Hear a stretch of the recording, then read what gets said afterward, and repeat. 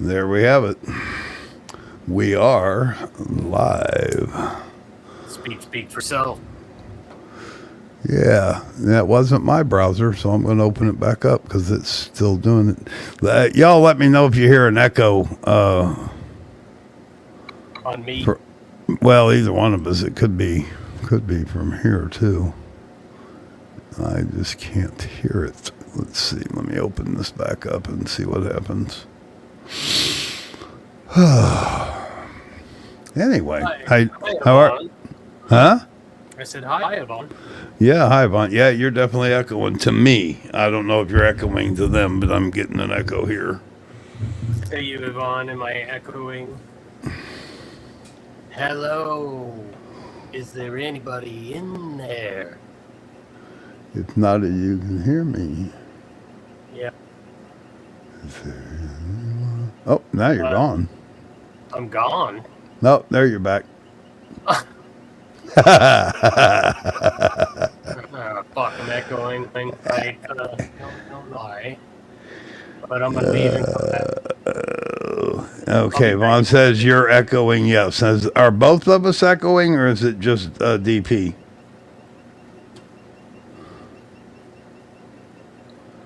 Hello, Hellfire.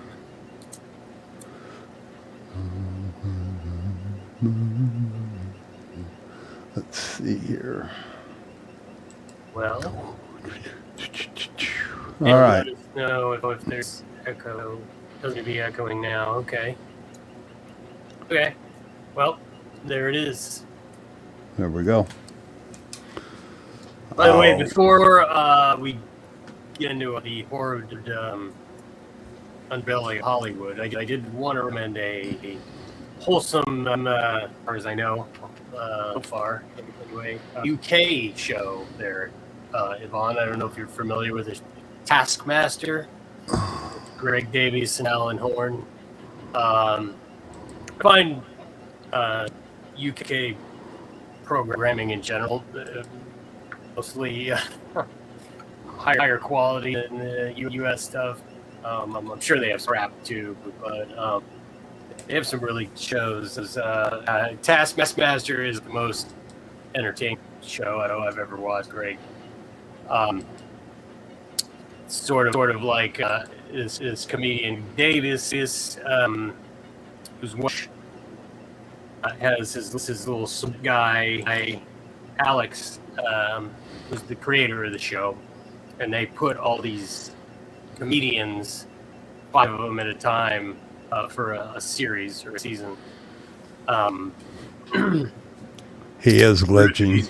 I'm glitching? Oh, yeah, you're coming in and out. You either have an echo or it's cutting out, or both.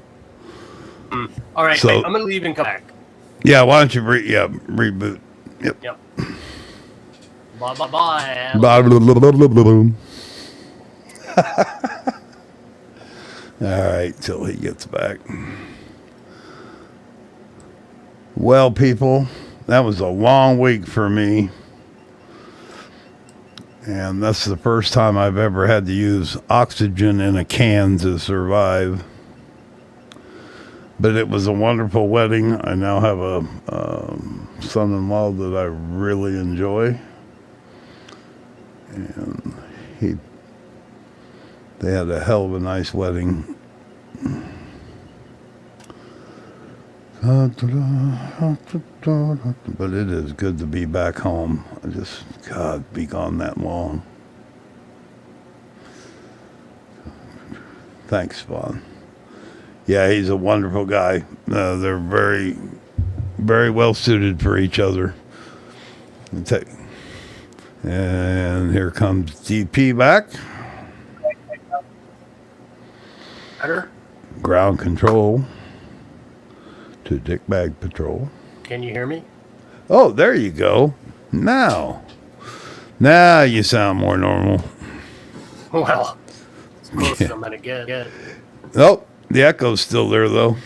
Motherfucker. I may have to ditch my microphone and just go with this crappy beat audio of my laptop, because I can't think of what else it might be. So I still sound like ass. Yeah, It's, you can't make out what you're saying. Except crappy something and something.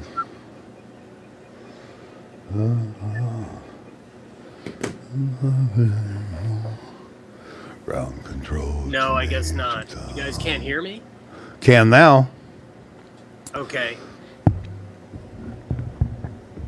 All right. You sound different than you did a moment ago, so Yeah, maybe. because I'm using the word. What I was saying when I was saying crappy was my crappy internal laptop mic.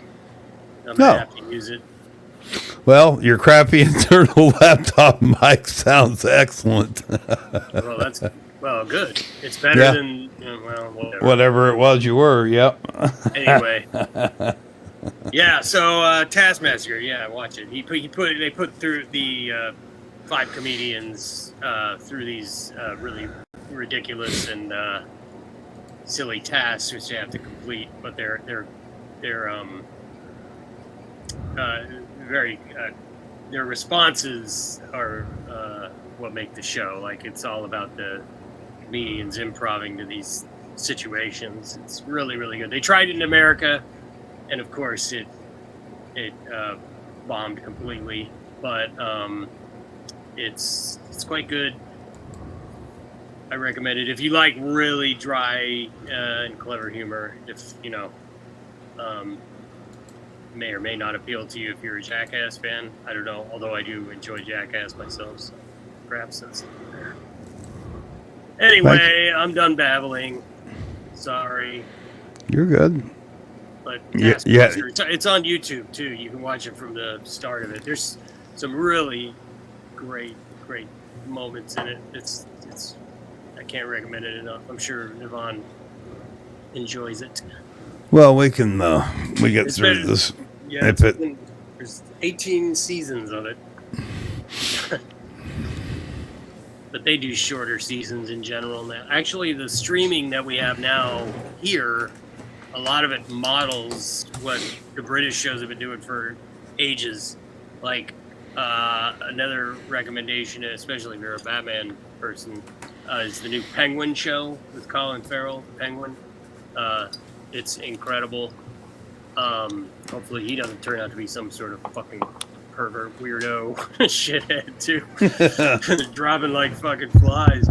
But it's, you know, any show that you watch like that nowadays on streaming, you know, it's like 6, 8 episodes, 10 episodes of max, you know, and that's kind of the way British shows have always kind of focused on quantity. You know, there's like 24 episodes in an American sitcom season, whereas in UK it's like, you know, like I said, like 10 at the max.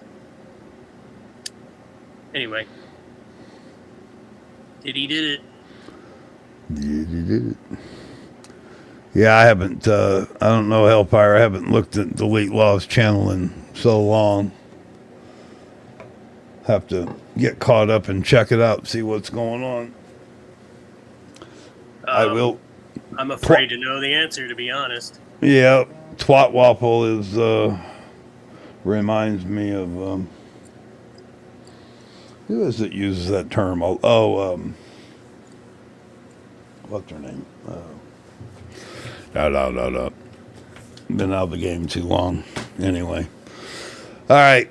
I really didn't have time to watch videos at all. I thought I might while I was up there, but they kept me going, and I didn't have time to do diddly squat. And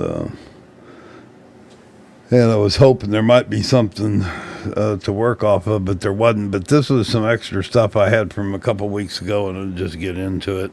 And it actually kind of fun because the way it's broken down, it's several, maybe, I don't know, 20, maybe 25 different TikTok videos and different things related to the subject of the situation.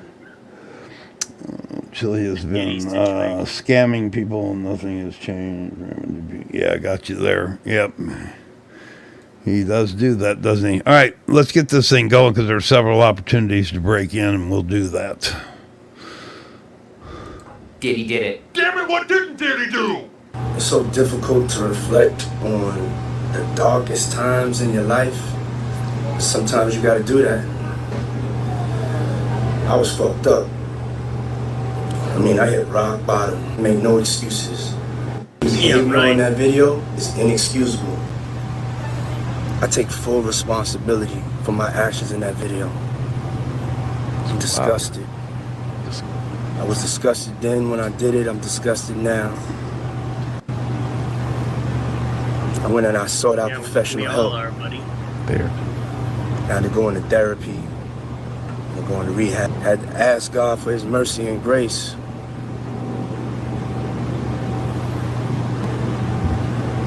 I'm so sorry. But I'm committed to be a better man each and every day. I'm not asking for forgiveness. I'm truly sorry. Diddy Did It. Damn it, what didn't Diddy do? What you gotta say now? What you gotta say now? You ain't got shit to say when you put your girl on the snap. Baby, yo, babe. I mean, shit getting weird. Come on, baby. It's hot outside. You fucking wrapped up in that blanket. Let's go jog on the beach. And is there anything that you may want to confess tonight before you go in? I keep everything right here. There you go. Or right here. Yeah. You angelic all the time. I believe America is the land of second chances. I'm usually of the mindset that everybody deserves second chances. Not rapists, not murderers, not pedophiles, but for the most part, I'm good with second chances. The problem is that doesn't apply here with Sean P. Diddy Combs. Is if you had come out immediately acknowledging that you were wrong once the accusations were first levied against you, instead of excoriating those who were throwing the allegations out against you, like Cassie Ventura. Excoriating, the fact yeah. that there is a quote from just this past December, which you emphatically, adamantly, categorically denying there was any truth to what was being said, throws that second chance right out the window. I don't enjoy saying this. I've met P. Diddy a few times over the years, always cool with me. That apology was bullshit. It was embarrassing. I don't know who told him, who thought for a second that it would work. 50 Cent was on his Instagram page. Just go look at it. Saying the same thing. Who advised him to do this? This is bad. This ain't gonna work. Because it comes across as inauthentic. Because there's literally proof via a quote from you denying everything. Everything. And accusing your accusers of looking for a payday. There's so many questions that emanate from this. You settled the case in a day. That made you look guilty enough as it is. One day after the allegations came out, they must have told you about the video. We still got questions about where the hell was the video all of these years, who had it, who ultimately released it. There's also reports about somebody being paid $50,000 for P. Diddy to get a hold of the tape. Well, damn, that's all? Yeah. You would think you'd have gave up $50 million to make sure that tape never got out. And when we look at Ryan Clark, I'm not going to call P. Diddy a bitch or any other name like that. But I ain't gonna stop anybody else from doing it. I'm not gonna malign them. You don't hit women when you're a man. You certainly don't kick them like you're kicking the damn field goal. You don't grab a vase and throw it at their head. You don't drag them down public hallways. That was 2016. There's been a bevy of allegations thrown against P. Diddy. In this complaint, ladies and gentlemen, there's a complaint filed. United States District Court, Southern District of New York. Plaintiff Cassie Ventura. Civil case 23-CV-10098. Plaintiff Cassie Ventura versus Sean Combs, Bad Boy Entertainment, Bad Boy Records, Epic Records, Combs Enterprises, LLC, and Doe Corps. Among other violent and unlawful acts in the complaint against Sean P. Diddy Combs. Raped Miss Ventura in her own home after she tried to leave him. Often punched, beat, kicked, and stomped on Miss Ventura, singing bruises, burst lips, black eyes, and bleeding. Blew up a man's car after he learned that he was romantically interested in Miss Ventura. Forced Miss Ventura to engage in sex acts with male sex workers while masturbating and filming the encounters. Ran out of his apartment with a firearm in pursuit of a rival industry executive whom he learned was nearby. Demanded that Miss Ventura to carry his firearm in her purse just to make her uncomfortable and demonstrate how dangerous he is. And introduced Miss Ventura to a lifestyle of excessive alcohol and substance abuse and required her to procure illicit prescriptions to satisfy his own addictions. I am not speculating, I am reading from the report.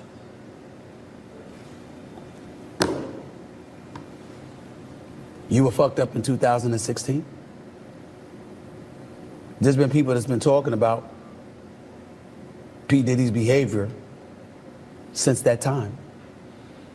I was at a party at Diddy crib in LA. This was the beginning of 2020. You know what I mean? Diddy had put everybody else out the crib, like the influx of people, he had put them out. But he had took a liking to me in particular around the time, man. It was really, you know what I mean, like putting his arm around me. Right. So he had put majority of the people out, but he allowed me to stay in there. Me and, you know, maybe about 15 others, you know. Right. Jay-Z and Beyonce being, you know, two of the other 15 people in the room. So that'll just put it into perspective of the type of company I was in at the moment, you know. My name's Ava. I'm a Scorpio. No. What's your last name? Ava Combs. What's your other last name? Ava Barone. Yes, it's breaking news. Diddy adopted a white child. I want you to tell them the story about how I adopted you. But you still have beautiful parents that you're my child also. You sick motherfucker. Tell the story. I was on the streets. And then Papa Combs decided that he would like to be a caring man. So then he saw me and decided to pick me up, to come inside and play with his kids. How sick is that motherfucker, huh? Well, man, when you don't, I mean, these people might as well not even live on the same planet as you and I, you know what I mean? They're so out of, you know what I mean? This shit seems normal to them, you know? Or it seems like, this will be a cute, charming little thing when well, and for the fact that this girl's parents, because they were homeless for the sake of a payoff, or the fact that whatever it was he did for them, to pull this stunt, you know. Oh, so he rescued her. They were homeless. This is what I gathered. So this was a PR move. Yeah. From what I could tell from the TikTok, from what was on there, it looked like she was homeless, or they were on the streets, and he saw an opportunity. And I'm sure that the parents didn't say, "Oh, no problem, P. Diddy, take her." You know, I'm sure that there's. Well, yeah, I mean, you're kind of indebted to the guy, and right. You know, your fortunes have changed around, and they don't know that he's, you know, they just know he's a famous guy. Right. Maybe, you know. Right. Sort of. I certainly didn't. I'd forgotten he was even a thing, you know, until all this shit started happening. You know, it's really funny. They mentioned Beyonce and Jay-Z a second ago, which it comes up again later. But I think I have it at the end. It was one of the copyright deals. I thought I'd throw it on the end. That way, if we get bounced, we get bounced at the end of it. But, Pierce, what's his name over there in England? Did some kind of a interview, but had somebody on there, I don't remember who it was, said that just prior to, he got, first of all, they got a letter from Jay-Z and Beyonce saying that they don't want to hear their names associated with it, or they're going to be looking at a suit, da-da-da-da-da. And then one of the guests said, is anybody aware of the fact that when all this was going down, because somebody was arguing about the bond, is why they're setting the bond so high. And one of the guests said, are you aware of the fact that just days before all this went down, a jet left for, I guess he's got a private island or something. I guess they all do. I don't know. Yeah, who knows? But went somewhere where it couldn't be extradited, and he wasn't on it. But since he wasn't on it, they thought that probably the contents, or a lot of the contents of his safe was. So I don't know. That could be. Probably got rid of a bunch of evidence. Anyway, let's move on.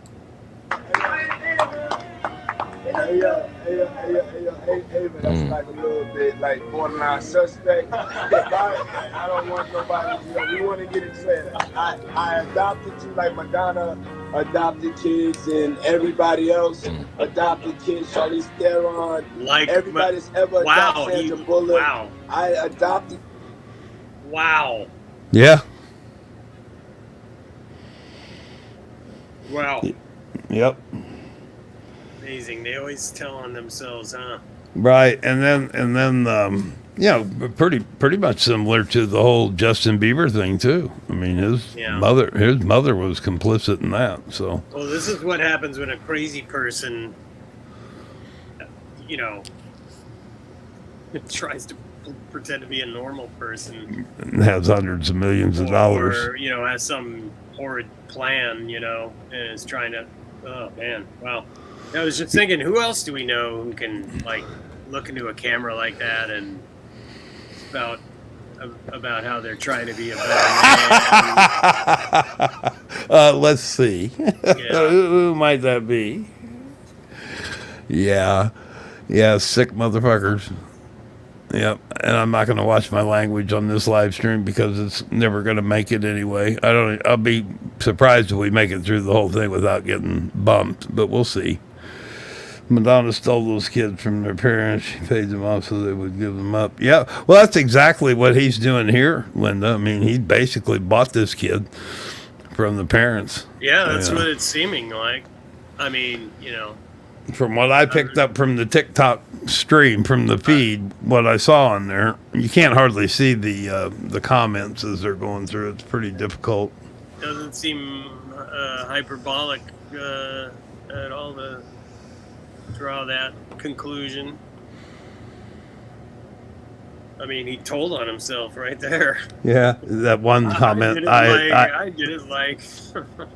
I adopted you because I felt I could. Just like Celebrity A and Celebrity B. See, everybody? Wow, I mean, that was just, wow. Yeah, and what's crazy is just today, while I was trying to get this put together, I had I had another monitor going, and there was some stuff that came out today. I guess there's more information's been released. This is going to be nonstop. Yeah, it's going to be a shit show. It's far from over. I mean, Ashton Kutcher. Oh, hey, Unclean Hands. What's up, buddy? Hey, man. How are you? Here, man. Always good to have you around, sir. Hope you're doing well. You're doing fuck ton better than Diddy. For sure. Wow. Yeah. I haven't been keeping up with it. It's only at the periphery of my... No, but could you imagine Unclean Hands, myself, or you going out on the street and trying to say, hey, let me borrow your daughter for a few hours. Oh, here's a little bit of something to take care of you. Why don't you just let me adopt her? Yeah, it's weird no matter how you slice it. Weird as shit. We'd be in jail. That's good to hear, Unclean. Good to hear. Oh my God. Because I felt that you could, enjoy also having a black parent to take care of you and help. So, just clarify it, because it's crazy out here online. So you play with the kids. I got permission from your mother. Say all of that. It's crazy out here. Well, I met Jesse and Lila when I was 6 months old. 6 months. And then basically sisters, all 4 of us. So. 6 months. I always come over. Yeah. And it's Ava, Leone Combs. Come on. Let's go. Yes, perfectly normal behavior. Damn it, what didn't Diddy do? I actually put those in there to remind me to take a break, but since we already broke them, I'll let it go. Met Diddy? Yeah. Uh-oh. What was that look? So, What happened? they partied. Explain. He's a cool friend of mine. He's one of my best friends. I love him. There's nothing else to say about Diddy. Everybody knows I love Diddy, man. Oh, you ain't gonna say it. Diddy's like, you better not talk about money. No, it's not even that. You better not. It's not even that. It ain't even got nothing to do with that. Everybody know I got respect for Diddy. I love Diddy. Everybody try to come at Diddy. Why am I making it harder for my mans, yo? I love my mans. But when I interviewed Aubrey O'Day, she told me that basically like Diddy's team was offering her money not to do the interview. No. Have you had those conversations? No. Like, hey, don't mention me on No Jumper and I'll give you... No. No? Hell no. You know I tell you. You know I will tell you. I don't know that. I don't know that. Right, because P. Diddy be wanting the body, and you gotta tell him no. You got to tell him no. Count out loud. Huh? 6, 7, 8, 9, 40, 41. Yo, what the fuck did Puff just say? Nobody's playing content for me. Puff just said we used to wrestle over Frosted Flakes, and we're streaming live. That was stupid. Listen, that was fucking stupid. Hell no. Right, because P. Diddy be wanting the body, and you gotta tell him no. Man. Puff like the party.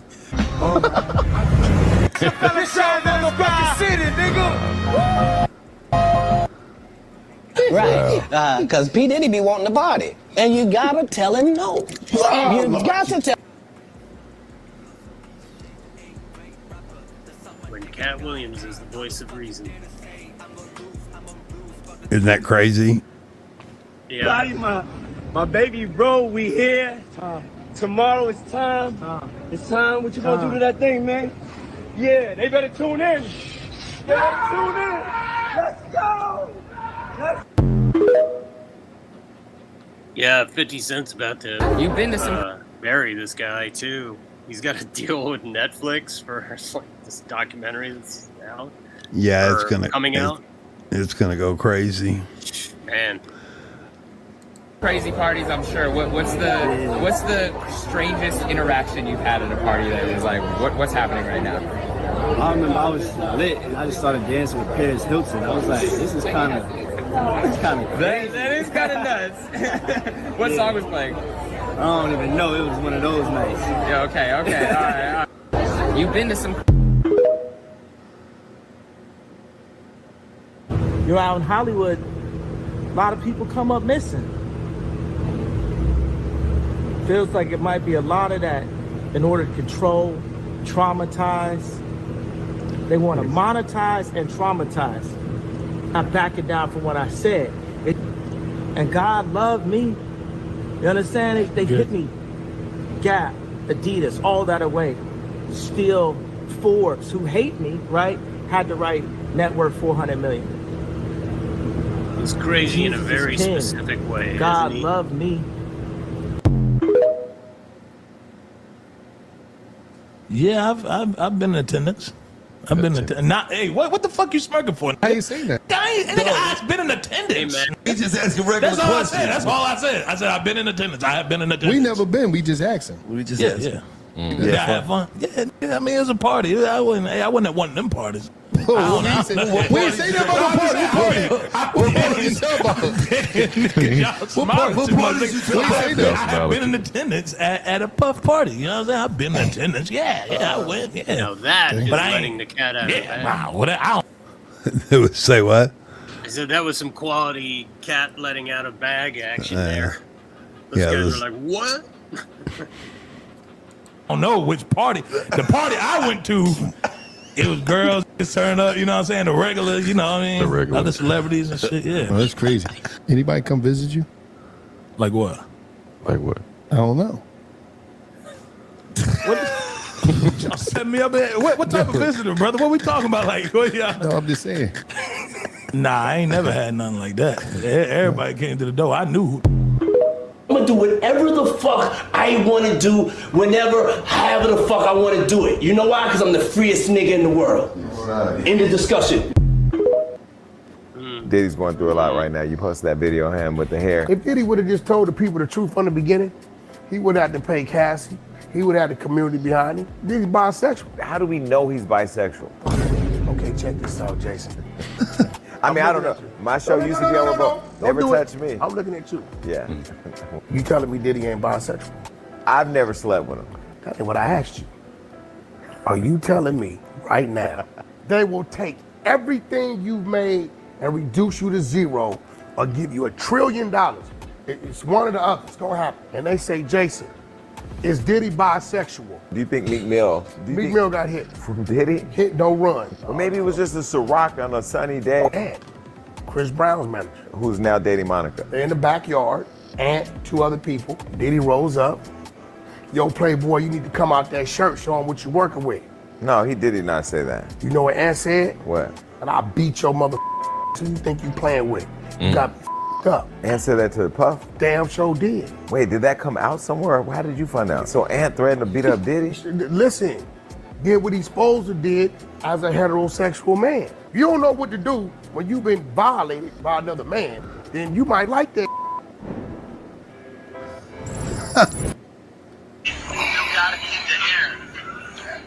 Yeah, I'm thinking I'm gonna wear this here in Toronto. Ain't nobody, hey, yo, let me ask you a question. You gotta keep the hair. Diddy did it. Damn it, what didn't Diddy do? Hey, Maddie, good to see you. Hey, Maddie, what's going on, man? You said, Long time. Yeah, you said you got really sick. Yeah, we all hope you're doing well now. Yeah. Yeah, it's good to see you, man. All right.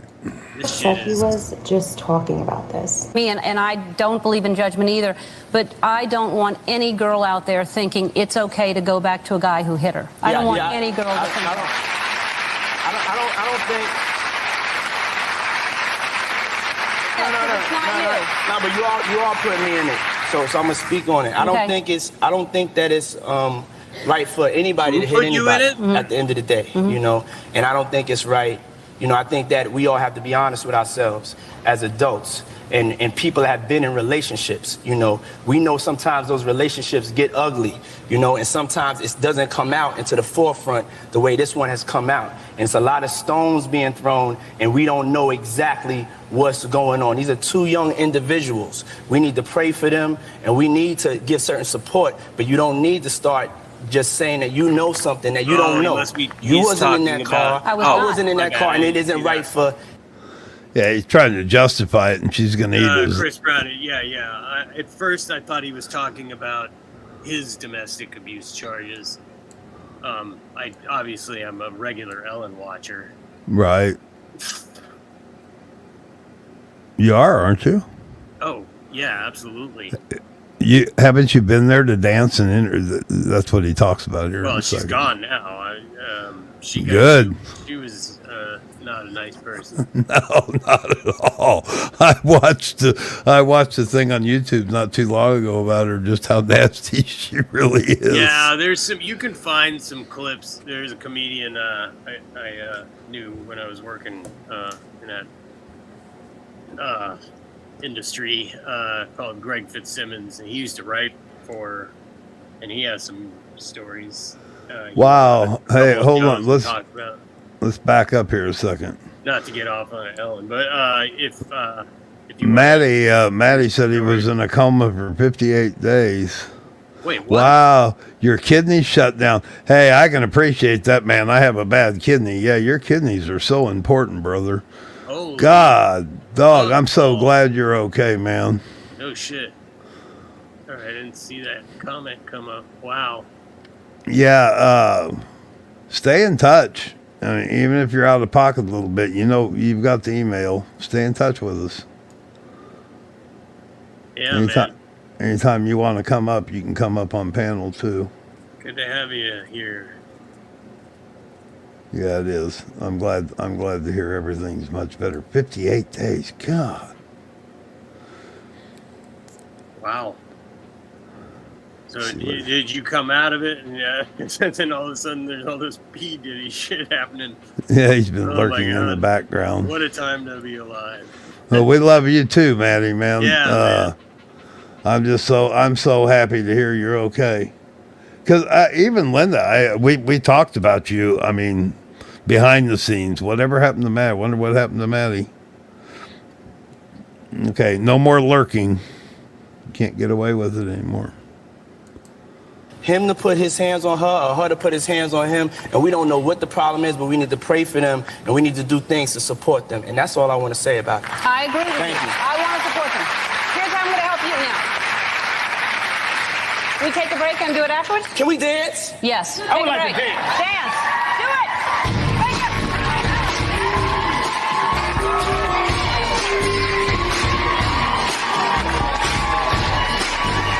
Diddy did it. Damn it, what didn't Diddy do? How serious it got. Like, it was legit crazy scary. I was waking up in the morning and the first thing I was doing is popping pills. You ain't been calling me and hanging out the way we used to hang out. Well, I mean, you tried to get in contact with me, through all my... There once was a time when a baby-faced Justin Bieber has been hanging out with Diddy for 48 hours. And while the music mogul claimed they couldn't disclose what they would be doing, it feels like we already know the truth. The rumors has it that the feds discovered something utterly disgusting while checking the evidence they have captured in Diddy's mansion. And in one particular footage, he was doing some quite illegal with Justin. It seems like the music mogul didn't have enough time to destroy all the explosive footage. He's now knee-deep in legal drama, similar to R. Kelly. The whispers about him using fresh talent for his own sick pleasure, pretending he was like a wise mentor or something, crumbled as the feds have watched hours of videotapes and found something that explained Justin's broken soul. This is not going to be good. I'm not going to be able to make it through that. And it's just, it won't work. This horrible, intimate connection between Diddy and his protege is nothing new. Yet, before the feds uncovered the videos, these were nothing but stories. In the past, there were whispers about the sick times when a teenage usher used to live under Diddy's roof for almost a year. And later, several strange footage of young Justin Bieber being offered a car for his 16th birthday by a 4-year-old music mogul resurfaced. As soon as you turn 16, you know what I'm saying? I'm gonna let you rock this every time you come out. Yeah, this will be yours. The whole story of Diddy being into intimate activities with much young male artists is about to blow into a criminal saga. And get this, Justin himself tried to hint about being the victim of this whole music business. In his 2020 documentary, Justin Bieber, Next Chapter, the baby hitmaker opened up about the struggles of his early career, namely his mentorship by Puffy, like, man, is this pain ever going to go away? It was so consistent. The pain was so consistent. I was just suffering, right? So I'm just like, man, I would rather not feel this than feel this. The singer's mental health problems are nothing new for his fans. And apparently, the whispers about him being deeply mistreated and taken advantage of by some of the industry bigwigs are truthful. There's a footage with Diddy is seen standing alongside 15-year-old Justin as he tells viewers how he can't really disclose what they will be doing as they spend 48 hours together. Diddy, who was 40 at the time, then claimed how he had been given custody of Justin, just like with Usher. With me, so and we gonna go full, buck full crazy. Going crazy. But if you think that Justin was having a blast with Diddy, having the time of his life, and picking up some music tips, in fact, it seems like a creepy experience for a young man, especially when it was discovered that Diddy gave Justin an expensive car at the end of their weekend together. In July 2010, when Bieber was gifted a Lamborghini by Diddy for his 16th birthday, just 3 months after passing his driving test, no one asked a single question, yet this generous gesture is raising a lot of eyebrows amidst the legal drama and the secret life that Sean Combs have been living all these decades. With some of the victims of his mistreatment coming forward, it's clear that there are many who haven't spoken yet, and judging by the signs, the baby singer is among one of them. You feel like people have taken advantage of you in the past? Oh yeah, for sure. Yeah, people take advantage, of course. Diddy's rise to fame has come with tons of heavy accusations, like mistreating his artists, trafficking, and even being implicated in the demises of other rappers. But guess what? With the new evidence of him being allegedly intimate with Justin and Usher, it's like a new storm of allegations, and things might change soon for worse. As Justin himself revealed, the industry was a vile place for a young boy. It's like this ongoing cycle of like hurt people. I was just this young kid. And oh, the drama doesn't stop there. Jaguar Wright has been reportedly working closely with the cops and dropped major bombs, claiming Diddy's mentor, Clive Davis, might have shown Diddy how to pull some really sketchy moves with young singers and rappers. It's like their little secret. All Puffy did was do what he was taught to do. Or a tool of manipulation against someone, it becomes a crime. Back in the day, Diddy probably thought none of it would even dare to expose his shenanigans. Yes, there were some stories surfacing from time to time, like there was this one girl, Dina, who came forward way before Cassie did, going public about how Diddy was super mean to her, even made her terminate pregnancies. But here's the thing. Gina, Cassie, and other victims of Diddy's behavior were all adults. Like, his creepy advances at Justin left many spectators uneasy. However, it's been long exposed that Diddy was helping his artists with career advances in exchange of certain favors. And now it's said he had a taste not only for female artists, but guys like Justin Bieber and others. Yeah, Yvonne was saying that a couple weeks ago when we were covering this, that she brought up Clive Davis's name several times. That Diddy learned from Clive. Yeah. Wow. That's sad. You know, there's somebody. This is what happens when people don't get told no. You're exactly right. And they have no control over themselves, and they see themselves as some sort of, you know, special, unique person. Well, look at what he said. He considers himself the freest gentleman in the world. I mean, right. There's just no moral compass. It's yeah, gone. I mean, yeah. Well, if what that lady was saying was accurate, then, you know, he was exposed to it by, you know, and it is stuff like that, abuse like that is cyclical. So, you know. Yeah, and it's just sad to hear a name like that because, you know, Clive is, you know. Oh man, yeah, it's you just got to assume that a celebrity or a politician is some sort of drooling pervert unless you get, you know, unless you discover otherwise. You have to be cynical. Well, this is. Yeah, they are nobody to look up to. I mean, there's I look at the nicer ones sort of like as exceptions these days. You never know, man. The nice shit could all be a fucking act too, you know. Never know. It's very dangerous to give people like that amount of leeway.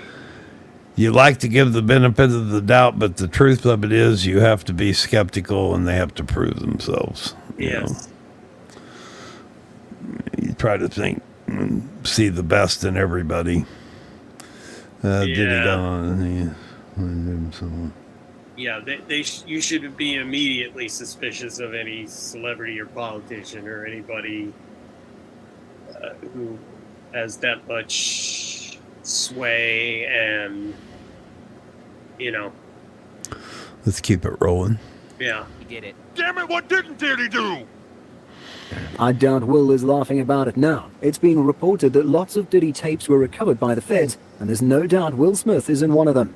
I thought about this kind of like, damn, shit's crazy, man. So what I did was, I would show up to the party in my little town car. This town, you know, I grabbed a town car so I could skirt. Puff the SUVs and the Bentleys, the whole night. He get out. I get out too with a camera. The big Canon, like, yo, Puff, I should document this shit, right? Yo, what's up, Playboy? What you talking about? I said, I should get this, man. You files for the whole night. He says, yeah, let him through. So I get and at that time, it wasn't like the little camera dog. It was the big intrusive Canon. I had a battery pack. Hold on, man. Let me change the pack. Put my light on here. Do that again, Puff. Do that again. I missed that one. Do that again. Put the pack. So I started following him. So I followed him the whole time. I remember watching Puff at the Beverly Hills Hotel, filming this. And it's a pool party that is ridiculous, man. And I look up and I see Dr. Ruth. I don't know if you know who that is. The sex lady. The sex lady. I see Dr. Ruth. I said, Miss Ruth, could you please come up with this guy by the name of Sean P. Diddy Combs? I need you to come meet him. I need this for my camera. Dr. Ruth and Puff at the Beverly Hills Hotel pool dancing, doing their thing, right? And you know what they dancing to? Over in the corner, God bless, is Heavy D, Andre Harrell, and they listening to a demo. You know what the demo is? Right. Bum, bum, bum, bum, bum. Beyonce. Wow. And then Andre Harrell, run that back. That's the one right there. That's going to be the one. You just missed that, the ordering of the champagne, the whole nine. Country, get this. If you call me country, I'm going to say country, get this. So I'm filming it. That's the one. That's the record right there. Run it back. Bun. So Dr. Ruth Puff dancing, right? All of a sudden I get this, and then I'll flip the camera this way. There's Demi Moore and some young dude. I don't know who the dude is. So I said, Puff, who that? Oh, that's a young cat. I asked him question. I said, cool. So I asked Demi Moore, I said, is it cool if she said, sure, whatever. It was probably a while. I was sure. So I watched when they first, got together. So what happened was, I'm following Puff, and his parties were like amazing. We in Philly with them. I fly to Philly, town car, same business, go up. But Puff say, this party, Playboy, this party right here, I see $1.5 million. I said, nigga, what? You spent $1.5 million on this party? I said, you come to my house, I'll throw you a party for $400. And it will rival this, not in scale, but the people there, because that's how I started. I was the first social media dude. When I would do stand-up, I had cue cards. This is 91. I had cue cards. And I would have people sign and put their pager numbers on it. And I would call during the week. Yo, I'm going to be here. So I had 800 signatures, 600 women, 200 guys. So it became a flow party. So when Puff came to LA, he said, yo, Playboy, Saturday morning, make that shit happen. I said, I'm on it. Went into my phones, called 200, because I didn't have a big house, 200 of my best friends, girls that were beautiful but not tight, but not slutty, just in the daytime. It's daytime. This is my daytime crew, right? He get there, he goes, that's the girl on this movie, and that's the girl on that. I said, yeah, we all hang out. We ain't got no money, but we all hang out together. I said, look on the table. Kentucky Fried Chicken, but I put on some nice plates and some cola and a picture of cola. And it was great. He had a great time. And that was that same party that Pharrell was at. But what I started doing in order to get artists together, I said, Puff, you don't understand. Diddy did it. Damn it, what didn't Diddy do? As of 1 minute ago, 50 Cent said he has made his last post about Diddy. I said that I would keep you guys updated on 50, keeping us updated, so here we go. First of all, to the person in my comments who said that they would like 50 to ask Diddy 21 questions on behalf of all of us, I agree. Now, let's get into this case. There's a new suit filed by a model who is claiming SA against Diddy. Hi, I'm Kristen McKay from Savannah, Georgia. I won MTV and IMG's model mission for 1998. 50 Cent is saying this is too much and I can't post about it anymore. He says, dang, another one. This is my last Puffy post. I think he might off himself. I don't want no parts of that. Honestly, I think that we're all aware this is the tip of the iceberg. That footage we saw the other day of him and Cassie, tip of the iceberg. Everything that happened behind closed doors, but probably on camera, knowing this guy. I think we're going to see a lot more of these suits, and the worst is yet to come. They just wondering who or when they're going to let this stuff be known. If it's on videotape. They gotta be shook, man, after finding out he was recording everything. But not only celebrities, I don't think it's only celebrities gonna be shook. He had politicians. He had princes. He also had a couple of preachers in there. I just had a question. I'm just trying to tell all these young cats out there trying to come up, like, where do you think they gotta go to? From your point of view, you know what I'm saying? What is the best advice you could give them? Because I be telling them, like, my best advice is they gotta do it a whole new way, a different way, like they from another planet. But coming from you, coming from the man of men right now, tell them something good. I mean, first of all, you want to stay away from these Diddy Bop motherfuckers. Motherfuckers dancing all on the motherfucking stage and shit. They want your ass. You call them astronauts, so be afraid. Very afraid. You really ain't built for the game. Something like that. Don't be trying to be famous or you gonna run into a motherfucker like that. Diddy did it. Damn it, what didn't Diddy do? Yeah,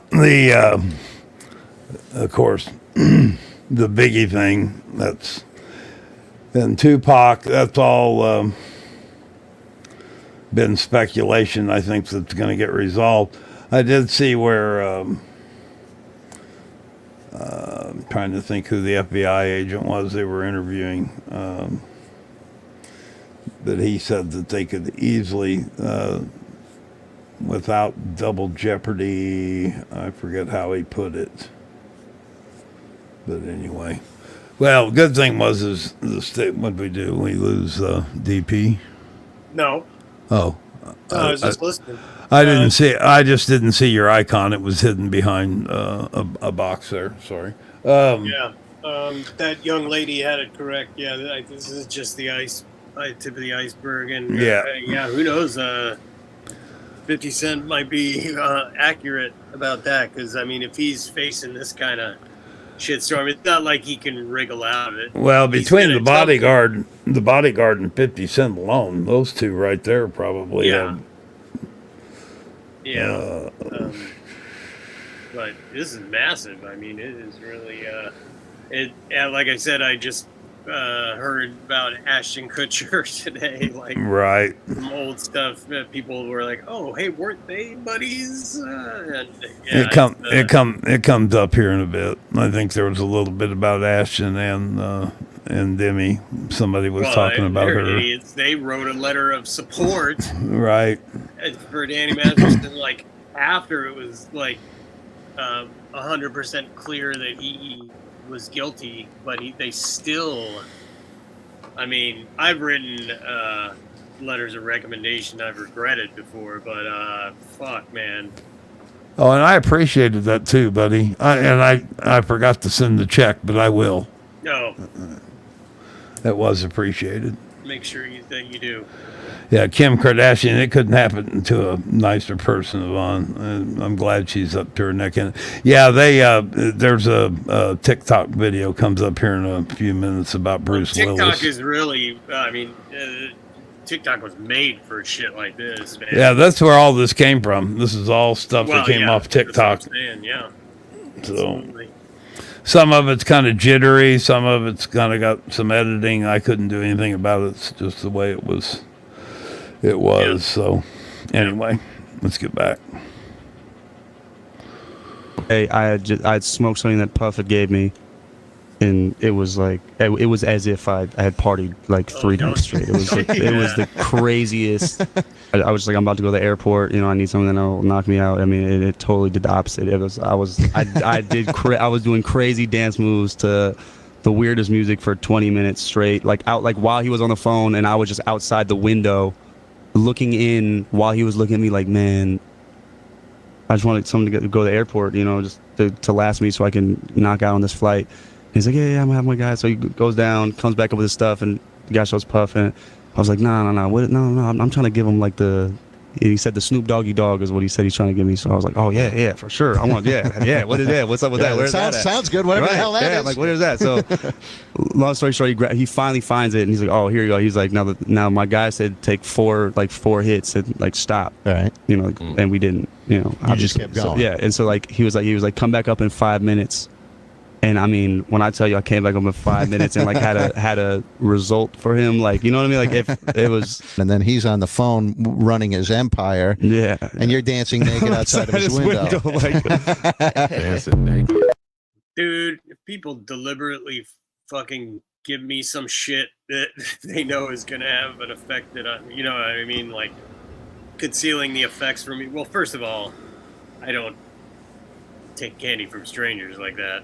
But I'm just saying, if somebody fucking Mickey'd me, I'd be plenty. Yeah, I got Mickey'd when I was 18. I went to a party, and I had a motorcycle at the time, and 2 of us rode over to this party. We barely knew these people, but we knew a lot of people that were there, and you know, it was one of those deals where somebody nudged you and hands you a joint. Yeah, I took a hit off. I was like, wow, this is different. Didn't think a whole lot about it. About the time it got back around the room again, took another one. And by the time it got back around the room again, I was like, what the fuck is going on? Turns out, and this was new, we're talking 1973 or 4, probably 74. It was laced with PCP. Oh, fuck that. Oh, dude. Yeah, went out to get on my bike and couldn't even, fell over and just, ended up staying there for hours. Didn't want to be there, And I was livid. Yeah, dude. You get hit with the effects of somebody deliberately. Absolutely. And I had been to some other parties where there was Kool-Aid, but you were told what it was. Don't drink the Kool-Aid if you don't want to trip. Yeah, right. Yeah, you know what to expect. Right. And nobody knows where this came from. It was just somebody lit it up and started passing it around, which is just sickening. Hey, Severus, what's up, man? Or lady, I don't know which. Evening. But evening anyway. Well, maybe we'll find out here. Maddie said, "Oh man, somebody slipped you some acid." That blows, dude. Because that's a heavy thing to get hit with if you're not expecting it, especially if you. I don't know what your experience is with psychedelics previous to that, but they use it apparently use it in small doses to control anxiety. That and microdosing mushrooms. But man, if somebody just straight up dosed you. And at what point did you get diagnosed with that? Did you have to go to the hospital or something? Because, man, I'm just trying to picture having an acid trip without, any previous, Well, if you'd taken acid before, perhaps it wouldn't have been... Right. And there were so many different, back in the early 70s, late 60s, early 70s, there were so many different potencies. Orange sunshine was, 50 times stronger than white microdot. Window pane. Window pane was extremely intense.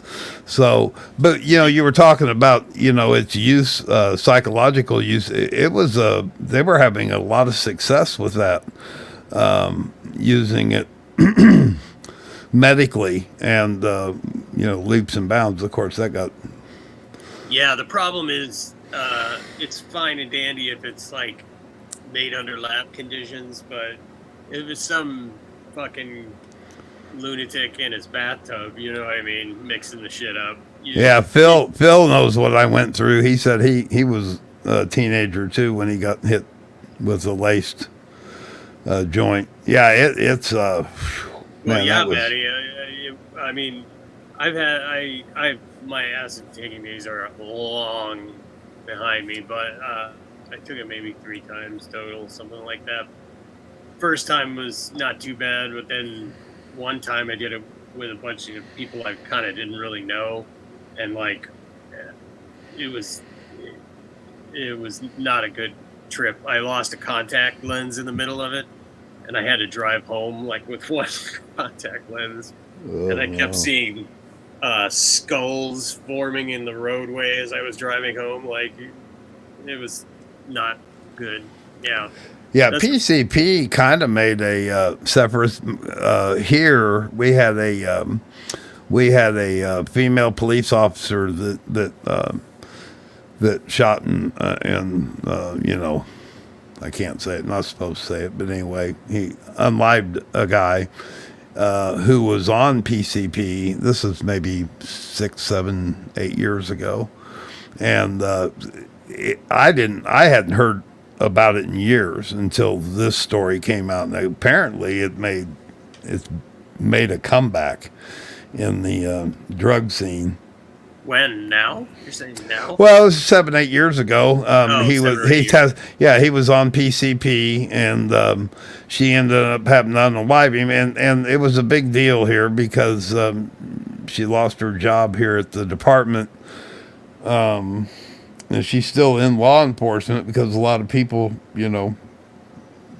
pretty much supported her, but the DA found it necessary to charge her. And now she was exonerated criminally, but the department went ahead and released her anyway. And she's still around. She's a deputy sheriff for a county next to us, and good cop too. She was. I really felt bad. She kind of got railroaded, but the guy was just freaking out big time. Man. Yeah, and I hadn't heard of it for years until then. But apparently, when that that story came about, it became kind of known that it was on the streets again. Yeah. Nasty stuff. Well, nasty. That's mushrooms were a much more pleasant alternative for that type of thing, or kind of plant type of stuff. Sure. Well, it's organic psilocybin. It's a lot. Maybe less predictable results unless you're familiar with the strain or variety or whatever. Right. Well, it does have a lot of strychnine in it, and so that's one of the things that about mushrooms. Depending on the. Yeah, Yvonne said she took an acid trip and ended up having a conversation with Native Americans in a boat. And she said her friends couldn't stop laughing at her. Yeah. Well, Native Americans in Great Britain, right? Right. Yeah, that's pretty bizarre. Yeah, one time when I took mushrooms, it was we took them in the house, but then we were just kind of feeling claustrophobic, but it was like literally a blizzard outside. So we were tripping balls and just were outside in this like 2 feet worth of snow, that had fallen. And we were like, it was like walking around a fucking alien planet. It was you definitely have some weird moments when you take those substances. The ideal for us, we used to do it and then we'd have long jam sessions, so it was sort of a fuel for that, you know what I mean? But this particular time we were just kind of sitting around watching fucking the Nature Channel or something. And we started getting, I don't even think I can handle any of that shit anymore. I have to be really braced for it, and there'd have to be a goddamn good reason for me doing it, because that shit will get a hold of you pretty hard for a while. So if you better be ready to ride. Well, it can all go bad. The thing, what I've read on it, the way it alters your senses and confuses your senses. It doesn't take much for it all to go south, and if you get in that state of mind, it's really hard to get out of it. You need to be in a very safe environment when you do that shit, dude, because and prepared. The way the world is now, especially like. Right. Yeah. Right. I remember the time I was 16, I think, when first time I did LSD, and I remember standing in the shower with my clothes on, just watching the drops, come out of the shower until, God knows when.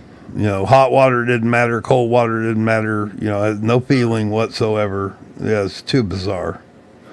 I swear I was looking at the picture. The Indians told me to go over and talk to them. Yep. Bond was tripping to a picture. Perfectly understandable. Yep. Trust me. Yep. Separate said it's only his or her. Sorry.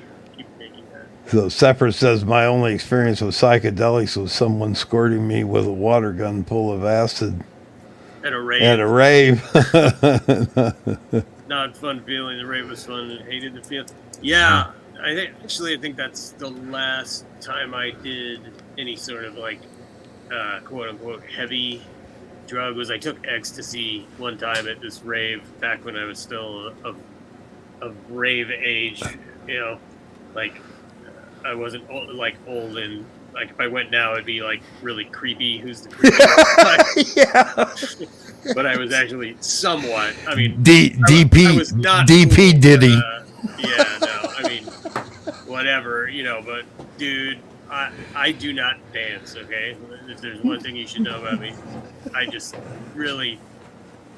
I mean, sometimes if I'm really karaokeing it up, I might, you know, bust small move. You know what I mean?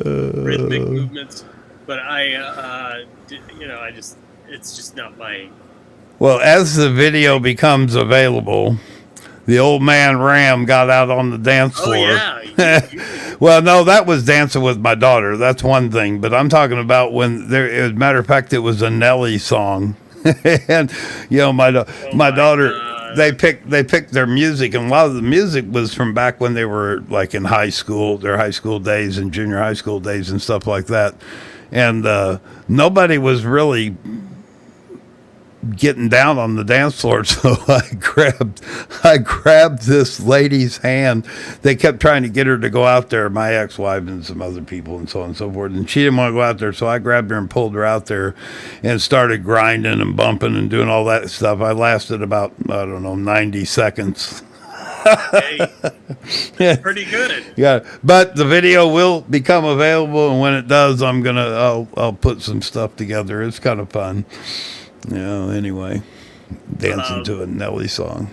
Yeah, the point of me telling you I don't dance is that the ecstasy, I took the ecstasy, I'm at this rave, I danced for like 8 fucking hours. Whoa! And I thought I was like fucking James Brown or something, you know what I mean? It was just like, I didn't give a fuck. Right. Stupid or not. It was, yeah, it was interesting. I don't know how people can like. It seems like a very exhausting way to do things. You know what I mean, or a thing to pursue for very long. You know, I'm sure you can do it when you're younger, but man, that'll drain your ass. Yeah, I will put a video together, Vaughn. I've got the only clip I have right now is someone sent me from their phone is the last half of me dancing with my daughter, you know, for kicking off. I don't know. Let's see. I guess that was kicking off the dance. No, she danced with him and then danced with her husband and then danced with me, and then that set off the dancing for the night. But yeah, it was that was pretty easy though, because that was slow dance. My knee was killing me at that point. One, because of the altitude. Two, I was having to do a lot of walking. Vail, Colorado is not a place you go to drive. You know, everything's walk. You park, you pay to park, and then everything is walking. You don't do much driving there. Oh, Vail, huh? Snootsville. Yeah, Snootsville. Listen to this. I was staying at the Residence Inn. It's a fairly new one, and I want to give them props. They did an excellent job. It was much better than I thought. The Marriott did a great job where I stayed. Just good service. Good. The room was really nice. You know. Not a paid endorsement. Not a paid endorsement. No, it was really nice, and give them props. But they. Goddamn, now I don't even know what I was talking about before I got off on the hotel. Drugs? Yeah. No, walking. Yeah, you drove. It was on the other side of the highway from the actual Vail itself. They have what they call the north and south frontage road and everything. The wrong on side the of slopes tracks. are on the south, right, or on the south side. So you go down there, but you just don't drive once you get to the heart of Vail to get into the center of it. Like, you know, you have to park and walk, and you don't just park anywhere. You got to find a place to park on the streets. Impossible. Well, have you ever been to Carmel?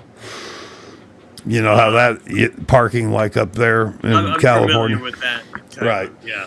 Right. You're just not going to. Right. Anyway, all right. Let's get back to this.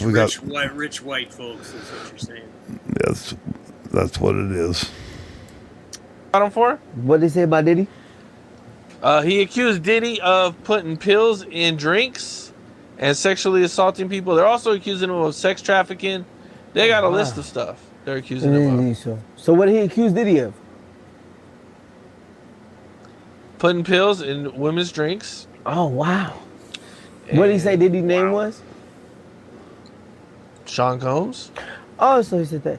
And then, oh, that's crazy. Wow. I didn't know that. I never heard that before. He said Diddy did what? Put pills in drinks, sexually assaulted women, sex trafficking. Oh, man. I mean, the kind of list goes on. Man, nah. Those are lies. Think they're all lies. Come on, bro. Those are lies. You lying to me, bro. You just trying, because you know I love Diddy. You trying to ask me questions. You know those are lies, bro. Why would you ask me something like that? You know that's not the truth, bro. Come on, bro. You know that's not the truth, man. I'm not going to even do that with you. Okay, well, you seem to be one of the only people defending Diddy. A lot of people who were his friends have not spoke up for him. Kim. How do you feel about that? Kim, that's my friend. You feel like more people should be speaking up defending Diddy? That's my friend, bro. That's my friend, bro. It's my brother. It's my friend, bro. That's my buddy. This guy. It's my dog. It's my homie. Elevator doesn't go all It's the my way friend. to the top, man. Puff, you serious? Because you're a dumbass. Diddy invited me over for dinner a couple months ago. Oh, shit, yeah, I saw that. He told me, he gave me a piece of advice. He said, I've been documenting everything in my life since 1992 or whatever it was. He's like, I have footage of everything. And he's like, make sure that you bring a camera everywhere. It's important to document your life and to be able to look back on these moments and maybe be able to one day share these moments with other people and they can draw inspiration from it or whatever it may be. Her nails were always painted white, which got people talking because y'all know what Cassie had to say about the white nails and the freak-offs, which is why people suspect the Lori was yet another victim of Diddy's FOs. Now, every time Lori stepped out with Diddy, sharp-eyed fans couldn't help but notice that her nails were painted with white nail polish. Now, why is this such a big deal? Well, in Cassie's lawsuit, she dropped the bomb that Diddy had a particular liking for the white nail polish. It wasn't just some quirky fashion preference. No, according to Cassie, Diddy made her wear white nails because he loved the stark contrast against the dark skin of the male escorts he forced her to cozy up with. And it wasn't just Cassie who fell to the white nail saga. It's dark and demonic energy that this industry was built on. And people manipulate young women, they manipulate kids, and at the end of the day, it's all for the dollar and all to feed their ego. So I've seen some shit where you're like, that's just not right. Like, that person shouldn't be talking to that person. That person shouldn't be in the room with that person alone. When you're in this position to change people's lives, and you hold the keys to what they consider success, you see a different aspect of the person. People will do anything to achieve their goals. And then people will manipulate and misuse that energy to get what they want. Everything that Nick Cannon said in this interview explains exactly how Hollywood is. He explained how people manipulate people when they're coming up and rising into fame. And we've seen this with people such as Harvey Weinstein and others. He also explains his own experiences where he's seen things that he just doesn't believe is right.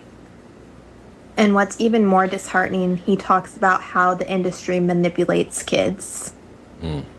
So drop in the comments and let me know what you guys think of everything Nick Cannon said in this interview. And I hate to seem like a petty individual for picking apart lies, but Jussie Smollett gonna keep lying until you say we don't believe you. Like, it's important in the checks and balances of the universe that liars not get to make complete narratives for themselves. Are you not afraid about being blackballed again? These are some power people. What do you mean again? These people are not powerful. Satan can't create anything. That includes blessings for his people. That's why, do you know what the number one job of somebody that sold their soul in Hollywood is? What? Is to act like it didn't happen. They all do the same job. Why do you think Gary Owen can't cross over and he already white and been in comedy for 25 years? If what I say ain't the case. It's a cabal, it's a consortium. They rock with who they rock with and they don't with who they don't. Into a house. And the house is going to be broken down into certain rooms. And these rooms are designated by activities. So if you don't do the activities, you don't get in the room, right? So like me, I smoke weed.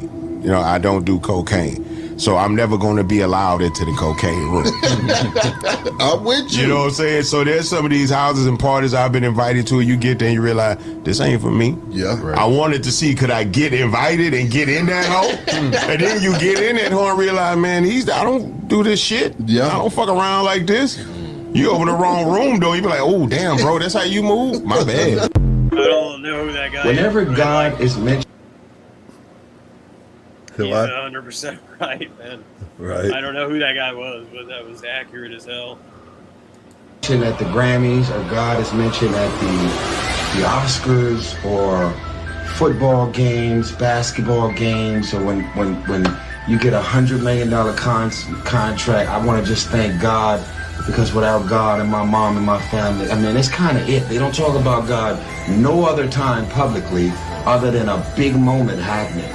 And yet, people are worshiping the devil publicly all year long. The whole music video had devil worship. Then at midnight for dessert, I'm thinking over here we bring out a huge chocolate fondue fountain. Oh yeah, P. Diddy had his birthday party here a couple years back and he had one of those. Y'all see this? Wow. Y'all see what's going on? Well, so at the end of the day, man, I just had to really... I see what he's saying, but I mean, he's assuming there are literal, but he's trying to say they're literal like demons and shit. It's Right. come on, buddy. Yeah. But That's why. He's not wrong. I mean, there is a lot of. He's right when people score touchdowns or whatever, or win an Oscar. They're, if you're famous, you almost and in a certain like politicians, they have to more or less say they're Christian, or I mean, it's hard. It's easier to get ahead if you're part of the group. You know what I mean? Like, people aren't lining up to elect the agnostic. No, well, we've seen in the past where some independents didn't. It's less so now. I mean, but it's still pretty rare. I mean, the overall sentiment of people like believe in God still. I think, right? Well, and of some kind of faith, yeah. And Not necessarily Christian, but faith, yeah. Yeah, and a good percentage of them really buy into it. Kind of like this guy here. So I forgot where I was going with that, but right. Whatever. No, well, the fact that he was being serious about it, and that's why I threw that clip in. Matter of fact, when I was putting this together, that's when it made me think of that whole South Park devil thing, and I went and got it and put it in there later. But this was at that point where it made me think of it when they started talking about devils.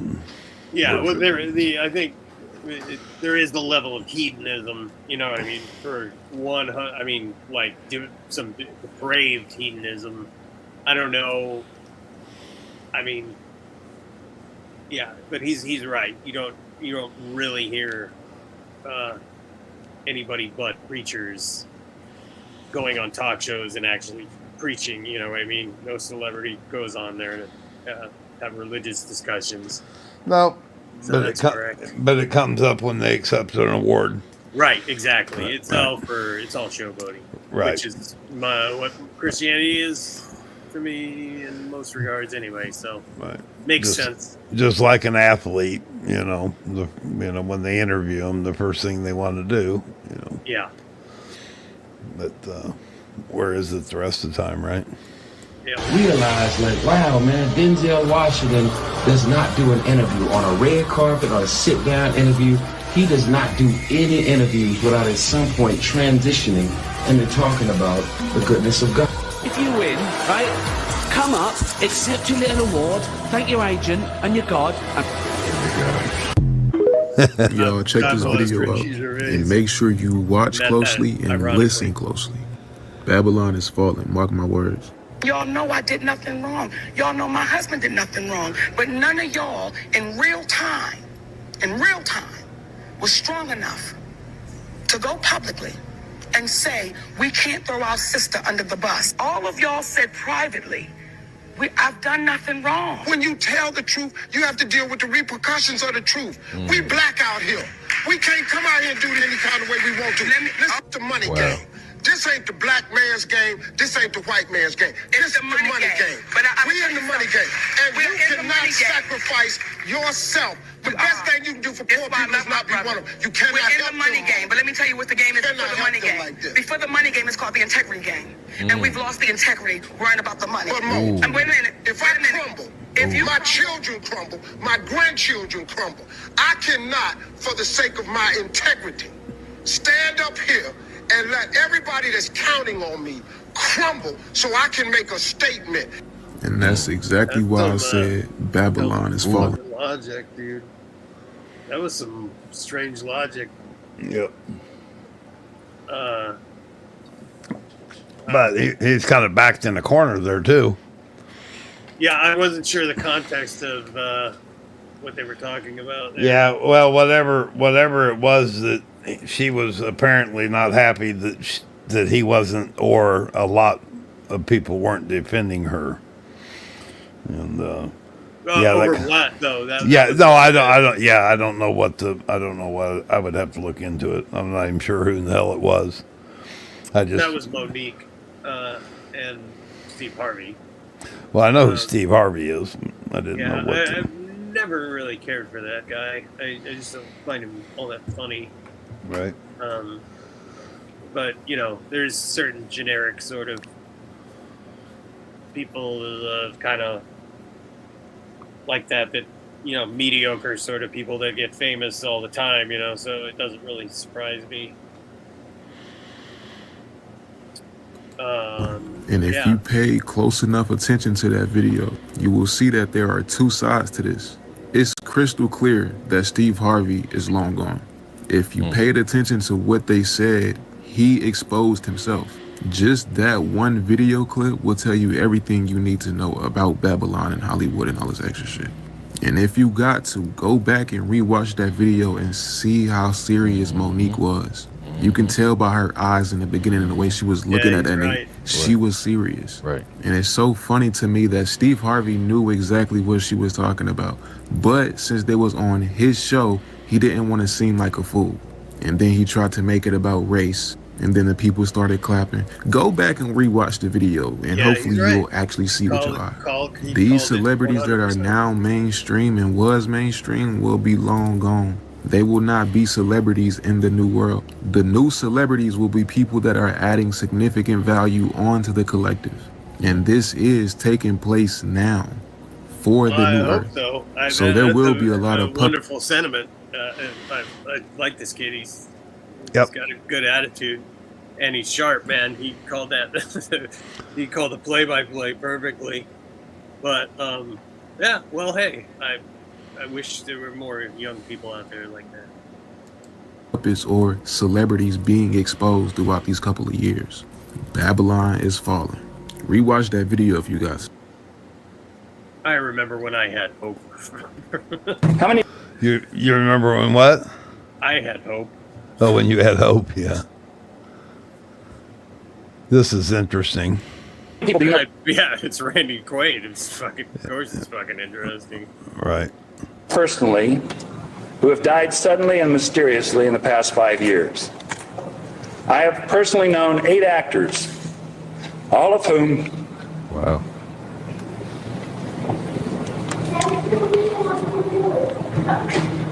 All of whom I have worked with and was close to. Heath Ledger, Chris Penn, David Carradine among them. I believe these actors were whacked, and I believe that many others, such as Britney Spears, Lindsay Lohan, and Mel Somebody's Gibson, whacked here, Randy. are being played. Do what? I said somebody's whacked here, Randy. Yeah. Wait, just watch this. To get at their money. In the meantime, many a celebrity's image and marketability is being co-opted and destroyed. I have earned approximately $40 million throughout my career. I have profit participation in some of my films. I am being embezzled from by this monstrous ring of accountants, estate planners, and lawyers who are mercilessly slandering me and trying to kill my career, and I believe murder me in order to gain control of my royalties. I will never. It's buried in there. Right. Yvonne, but he is taking it to the. He's drawn all the wrong conclusions from everything there. It feels like. But that's Randy for you. I mean, he's kind of been off the deep end for a while. Yeah, I found it pretty extreme. Yeah, I was prepared to listen to it seriously there for a minute, but well, listen to the synopsis here. Forget that interview with Randy Quaid. He was so upset, so emotional, and I really think everything that he was talking about was true. So many people dismissed him as crazy and that he was just not right, but I see a very emotional man that is honestly telling the truth. And what did he have to lose? An emotionally unstable man telling the truth. Somebody who needs some help. Right. There. Right. Yeah. Okay. Well, doesn't seem to be as bright as our previous young person. Right. Randy Quaid, he played as Cousin Eddie on the National Lampoon's Christmas Vacation #2, and he's played on a lot of different movies such as Independence Day and this movie Real Time. So what do you guys think of this interview by Randy Quaid and him talking about all the actors that had passed away mysteriously and touching on Britney Spears, Lindsay Lohan, and Mel Gibson being played? All of them have a story, and none of them are the same. Yeah, I mean, there's a backstory. There's a backstory to Britney. Heath Ledger. There's a backstory. Britney has a backstory. They're all different. Yeah, the only connecting thread in his mind is Randy Quaid. Exactly. That, like David Carradine choked himself out in a closet because he was into autoerotic asphyxiation. Right. I mean, it's either the worst or greatest way to die ever. But either way. Well, and the only person you can ask, you can't ask. It had fuck all to do with Heath Ledger or whoever else. You know what I mean? Like, right. What? I mean, so, jeez. Yeah, Randy needed help for a while. Right. Yeah, but this one seems. I to mean, believe when you make Gary Busey look kind of balanced. Well, when your brother Dennis kind of dismisses you too. I mean, because it seems like he's pretty level-headed. So. Yeah, he's certainly, yeah. And he certainly has kind of dismissed him in the past. Let's see what's going on in chat. Yeah, Pope Phil's Oh, right. there's exactly. Donut. Chris Penn was like, he was like almost like Chris Farley. It was just like a very unsurprising death, unfortunately, because he was in really bad shape. I mean, my wife is a Law and Order fan, and he guested on one of those episodes, and I was like, Jesus Christ, that guy looks bad. Like, he looked like a tomato that was about to burst. I mean, very, I mean, he was hard-living personality and drugs, yeah. And same with Heath Ledger. Unfortunately, I don't know how heavy, like, either one of them really used drugs at the time or whatever. I don't know their whole history. I'm not judging any of that. But it's just like what we were talking about earlier with drugs. They're a lot of them are just chemicals, and we're made up of chemical reactions, you know, and all electrical impulses. So it doesn't take much to, you never know what's going to throw off your chemistry and like cause something to short circuit, you know. And some of those drugs can just be a quick, you know, can have unexpected results quickly, I guess.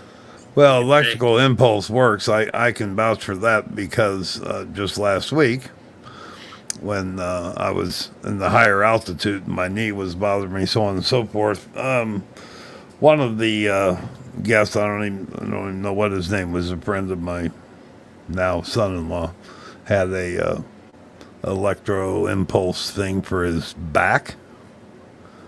Yeah. And he stuck him. He put 3 like probe things on the inside of my knee and turned it on. I kept it on there for like 20 minutes. And Did you see God? I saw God. I saw Heath Ledger. Oh yeah, this guy. Yeah, but it worked. I mean, it did take away, not for an extended period, but momentary relief from the pain. And it's torn cartilage. I mean, I know what it is. It's a physical thing, but and you really don't. It's interesting because you think you're getting shot. It was nothing like that. It was like this pulsation. It was different. Enough that like I'm gonna. a really low wattage. Yeah, it had all sorts. Fence. Right, it had all sorts of settings on it, and he apparently knew what he was doing, and he set it up, and I had it on there for like 20 minutes, and for about an hour, my knee felt better, but it gradually came back, you know. So. Take those hours that there is no pain, I guess, right? Right. Right. Anyway. Oh, you got Laid out their money. What? Say what? Well, la-di-da. She got an expensive new mattress, she said. I thought maybe she was referring to... You went off topic. I don't know if we stayed on topic all night. She's sinking into her bed. All right, let's go here. Yeah. Let me know what you guys think in the comments. Diddy did it. Damn it, what didn't Diddy do? When I used to live in Hollywood and I was actively involved in the industry, there was actually an opportunity where they had tried to initiate me into the occult that goes on in Hollywood. It was a couple years ago, and I was in downtown Los Angeles with a friend of mine because he was helping me make a connection with somebody in the music industry. So as I'm in downtown Los Angeles, we go into a warehouse that he had actually turned into a studio. I come to find out, after spending some time in the studio, that he is later telling me that he throws satanic orgy parties in this studio, and he had invited me to come attend. He then shows me a video reel of what they do after hours in that studio, and then he shows me a video of them doing satanic rituals with women locked in cages dressed in bunny ears in this warehouse. This is then when the initiation request started, and he had asked me to come join and be a part of this. You see, the Illuminati is real, secret societies are real, and most importantly, Satanism is real in Hollywood. Jesus said in Mark 8:36, "What shall it profit a man if he gains the whole world but loses his soul?" You see so many people with riches and fame thinking that they're living the glory life, but you don't understand that everything on the screen is a facade. Deep down inside, they're filled with demons and filled with darkness. And if you are a Christian walking in the will of God, you are way better off than any of these Illuminati puppets are. I know it's people doing poorly in this country. Yeah. And they shot Trayvon Martin dead for looking kind of like I look. Yeah. Martin Luther King and Malcolm X ended up dead for telling the truth. So as a comedian, I don't think it won't happen to me. I think they've thrown me in jail 36 times in 36 months, and I think you've never seen me in a court of law. That means they're effing with me. And today, they crossed the line, because now they took my babies. All right, man. Well, Cat, we wish you luck, man. And luck is unnecessary. Thank you. Have a good night. I like Cat.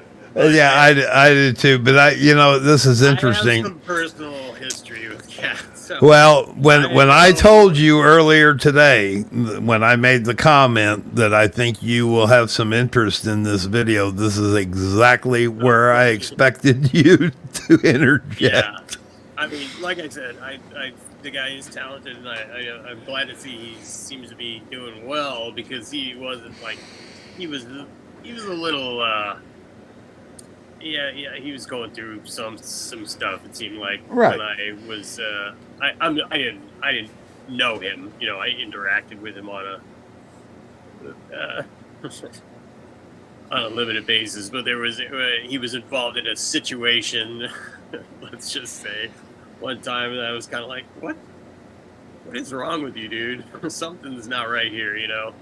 Like, so, I mean, and again, no judgment or anything. Like, who hasn't gone through periods like where you've done dumb shit and stuff like that? But The thing about I don't accept everything he says just out of hand. I think he makes some very good points. He does. Well, the thing about Cat is he's not afraid to speak. He's not afraid to speak it. Like I say, I always liked him. I never had anything. Right. He's funny as shit. But like I said, I interacted him with a way that almost everybody else has not. You know what I mean? Or a fewer amount of people. You know. So, yeah. But again, God bless you, Cat. Well, like he's a stand-up comedian, and he's had some problems. He's had some problems in his life, like everybody else has. And he just because he's a stand-up comedian doesn't mean he's right. But he's not afraid to speak it. Yeah. That's one thing I admire about him. He will say just about anything, regardless of the consequences. Yeah. So. All right. Rooms are like, they're notorious, but like I'm surprised that people who they say they're like really into Hollywood and entertainment, that this is news to them. I'm like, I thought this was all everybody knew about this Well, stuff. it's in plain sight. Yeah. I mean, they put all the symbols in the trailers. It's predictive programming. This is it's obvious.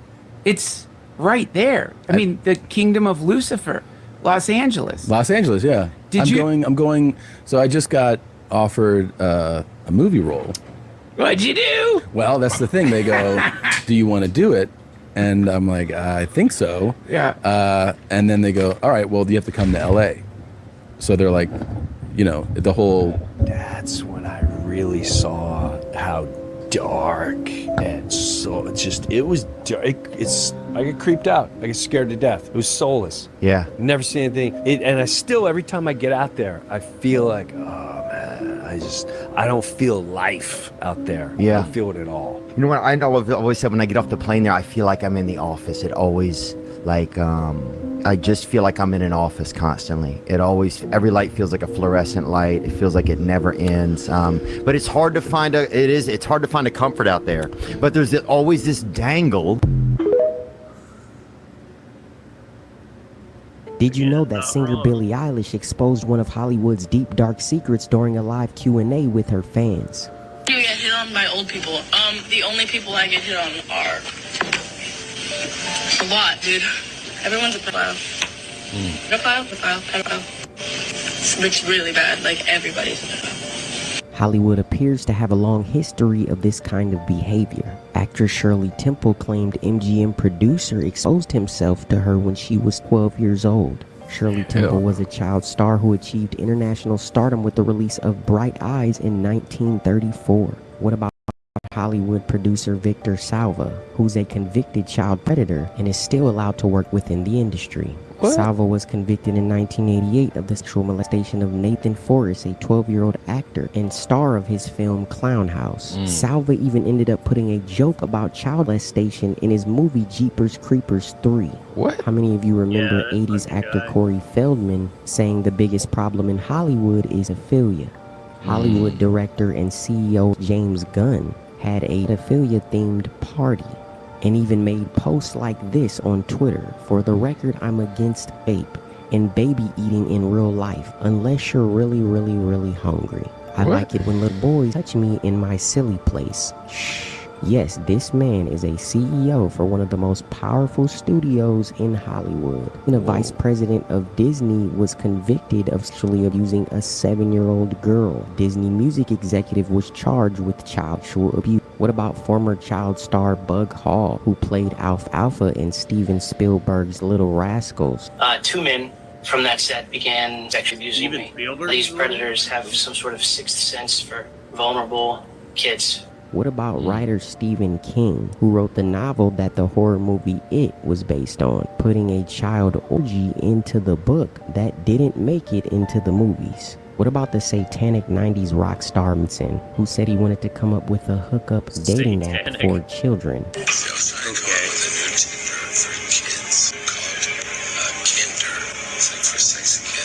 To the darkness. You do sell your soul. You are allowed to live forever. I'm not sure that everything that was in that previous clip was the James Gunn tweets. I think they were just like, if I recall correctly, it sort of ended up being just like this. It sounds like out of context. They might sound really, I don't know. Try to think of a adequate comparison, but I don't know. I'd have to re-examine that. Some of these younger creators, I'm not sure they have quite a grasp on what they're saying sometimes, like, fully. But I don't know how important that is to their audiences either. That's all. Gotcha. Just babbling. And these people that are called youngins, rookies, new booties, like I was, had no idea that these people still live. They will prey, haunt, kidnap, anything to stay on top. This is their world. They have nothing but time, is what they believe. Now, who are we talking about? We're talking about everyone that's supposed to be dead. Like there is in the industry. In the industry. Okay. When you walk around with the fake face and you know what I'm saying? Yeah. Okay. So we're gonna open up. It's like this is not. It doesn't take a rocket scientist to know that since World War I, we've been taught by the Indians and all this other shit how to take skin people and wear their faces to infiltrate the families and this, that, and the other. This is something that has been going on since World War I and before that. So now we've conquered the art of exchanging spirits, trading spirits. You need to lock yourself in a room with Randy Quaid. It's supposed to be hard to identify. But when it comes down to it, this world of Hollywood, this wicked world is what they call it. Some people call it Hollyweird. All right. You can literally go to Hollywood and if you open your eyes, it will manifest to you. They'll be right there in front of you. Put him, Terrence the people Howard, who are trading. The people who and fuck it, Gary Busey, and just see who comes out. Yeah. I thought you'd enjoy that. Oh my lord. Hey VOP, what's up? Welcome to the madness. Oh goodness. I don't know what's happening. I mean, I'm high, but I'm not that fucking high. Wait, am I higher than I think I am? Because this shit is not making any sense. Yeah, he's not making much. Like I said, lock himself in the closet with Randy Quaid. Yeah. Who are on the walls, the people who are idolized, are laying in their vomit on Hollywood Boulevard. And you have to open your eyes. It's done right in front of us.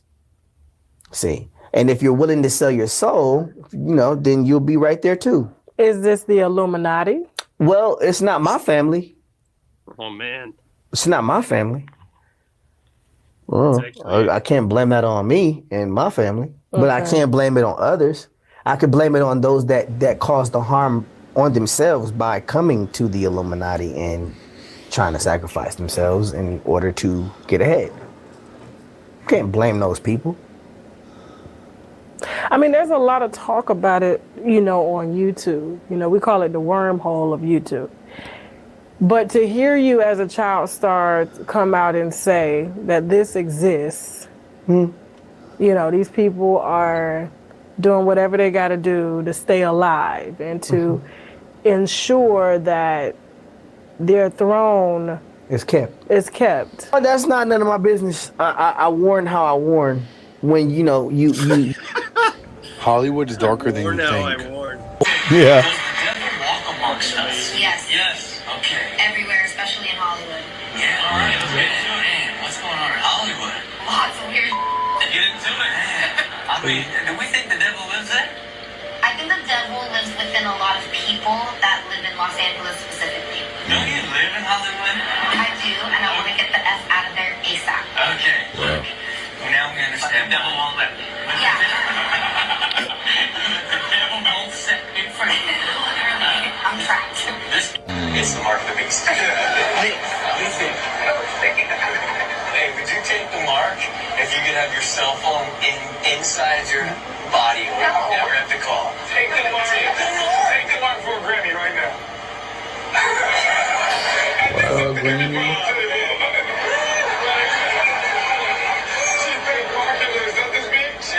I'd like to first of all thank the devil. This celebrity tells an insane Hollywood story. You were talking about the I had an Illuminati trying to interesting stick you for your commentary style. Hollywood. Oh yeah. Was that like that was really true? Like, Oh, so like I can tell you what happened. So I went to Bella Thorne was having a little party, right? It wasn't my idea to go there. I was invited by some friends, and it was a Halloween party. I don't even celebrate Halloween, but like just even the Bible says good company corrupts good character. But this is when I was like not two. I just didn't know certain things I know now. Let me just say it like that. And so I was just hanging around some people, and they was going to the party, and there was so many signs. Like one of the signs was you gotta be half to go. Another sign, you couldn't bring your phone. You had to sign an NDA. And I was like, I'm bringing my phone anyway. Like I was gonna sneak it in. I was signing my name. Then they was like, oh yeah, you gotta prick your to get in. I was like, oh no, I'm straight. Everybody else, they went, and I was waiting on my Uber. And while I was waiting on my Uber, this girl passed out while she was about to go in the party. after they suck her? She warned many women of all ages about this. She said, watch out for the wolves in Hollywood, honey. And I said, well, I've been in British films for 3 years. I can handle wolves. And she said, well, not the power bosses, honey. And she said, if they don't get what they want, they'll drop your contract. They've done it to lots of girls. It did affect your career because you did miss out on roles, and Cleopatra was one of those. I was a little shocked hearing about Marilyn because apparently Marilyn had been so abused by men and had done so many things to get roles that she hadn't wanted to do. And most of these men, Holly, were fat and old and ugly and hideous. And this was the only man Marilyn dated that worked for the studios and was powerful, who was Walter. Yeah, just a little added something that came. Let me skip that was to remind me. Okay, here you go. Now, there's a chance we'll get knocked out on this, so I'm going to hold off for a minute. But this has to be seen. Yeah, this is Hollywood has been this way since the beginning.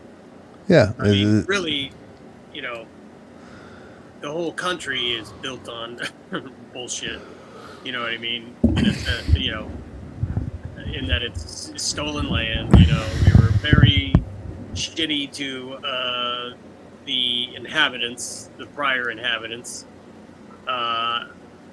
exploited other cultures, imported people here and enslaved them. I mean, that's, you know, sort of built into, you know, scumminess. There's always been a certain element of scumminess baked into how things are done. And Hollywood and the government are the exact... I was going to say, not just Hollywood, government. I mean, that's what I'm saying. They're the exact same thing. Like, so I don't. I mean, know why look at internment. Look at internment camps, for God's sakes. I mean, if that doesn't sum up a lot right there. Yeah. So none of this should be surprising. It's interesting to, I mean, I wonder. Yeah, I don't know, dude.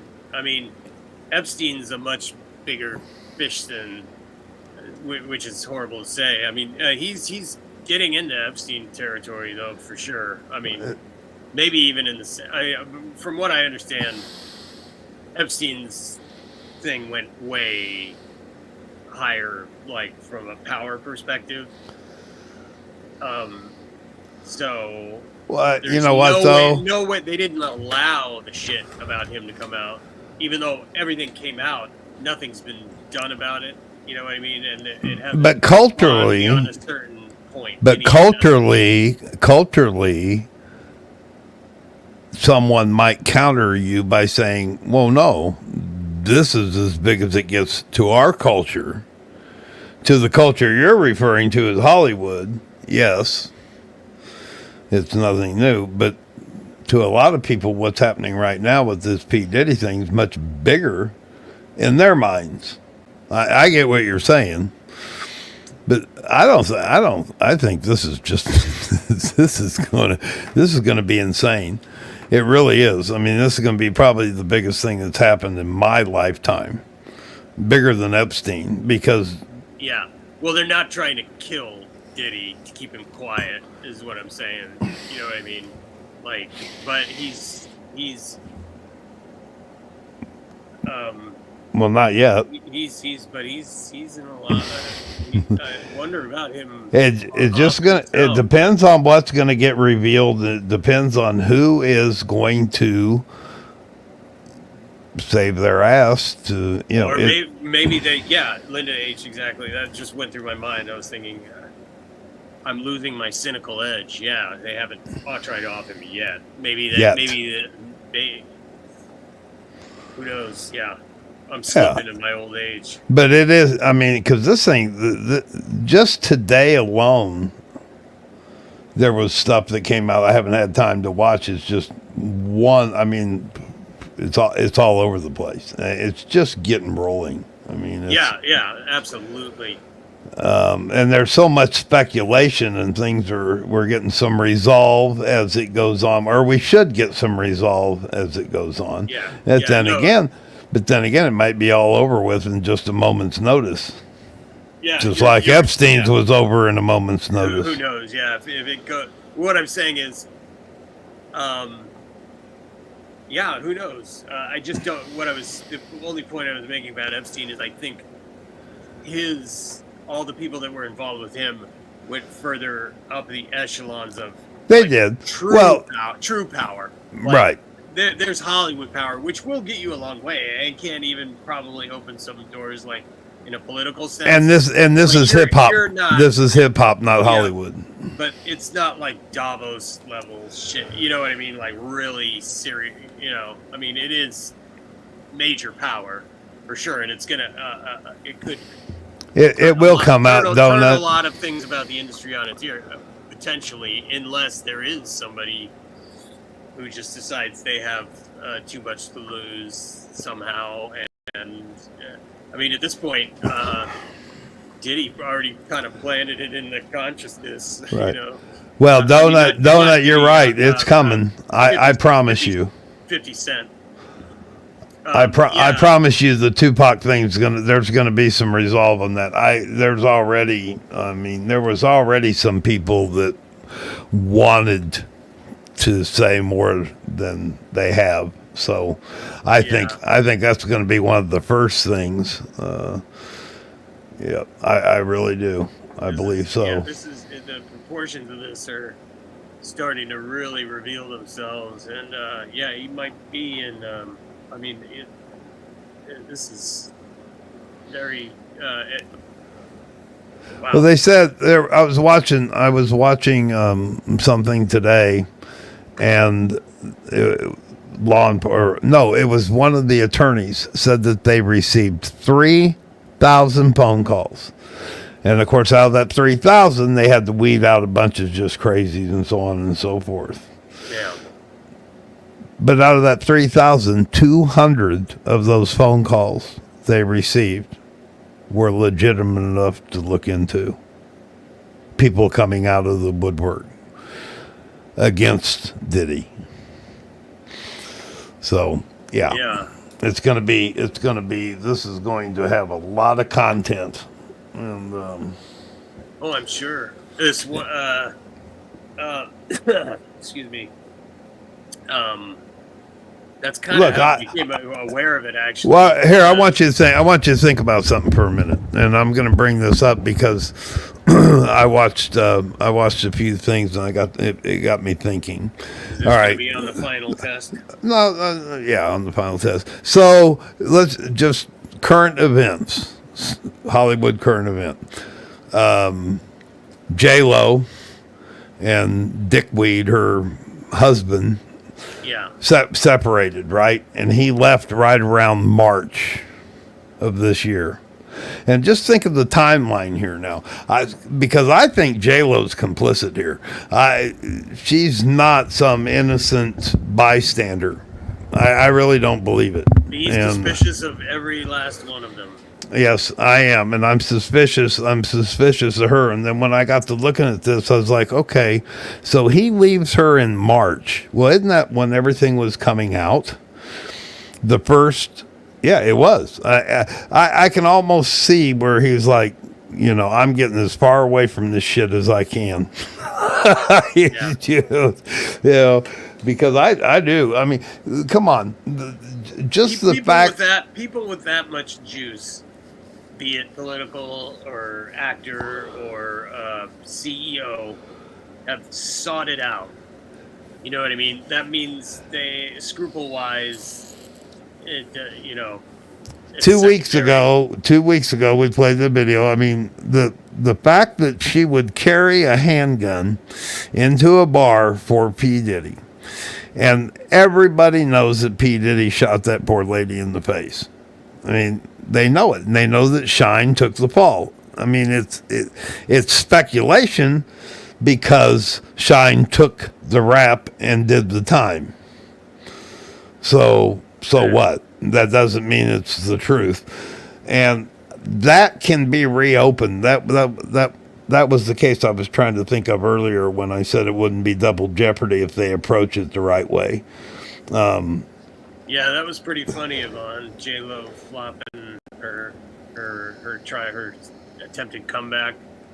Yeah. It's very rewarding when those people with his manufactured fucking. Oh, she's gonna get exposed. She's gonna Yeah. get exposed. That'll be interesting. All right, so this last video I'm going to play is probably going to get timed out, but hopefully we'll get through it. It's only a couple minutes long, but it's friggin' hilarious.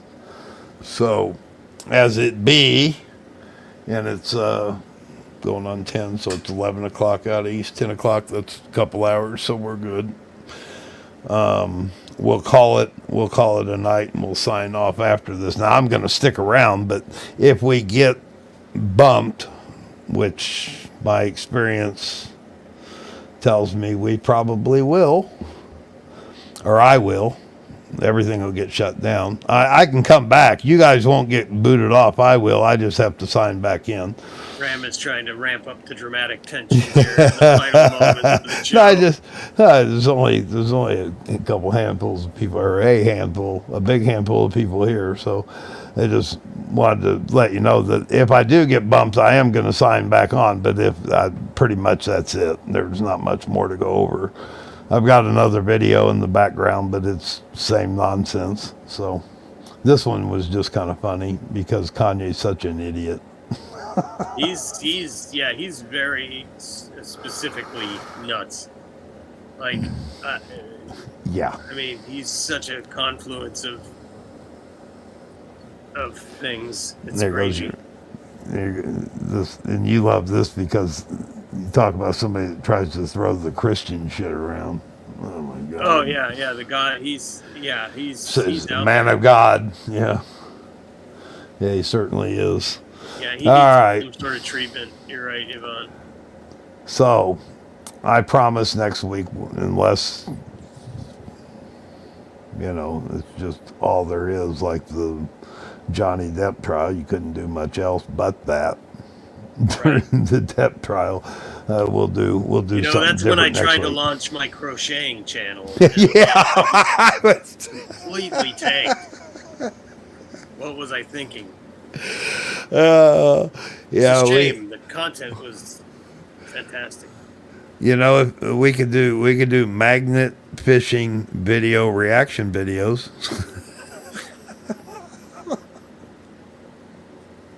We could. Yeah, we could. Yeah. Oh Lord, it's crazy.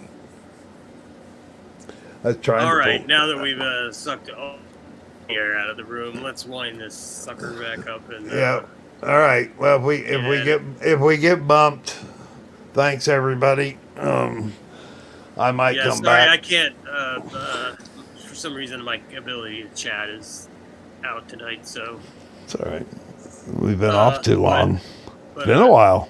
Yeah. I will get back to content. I have been mostly better, but I've had some significant changes in my diet and schedule and things, and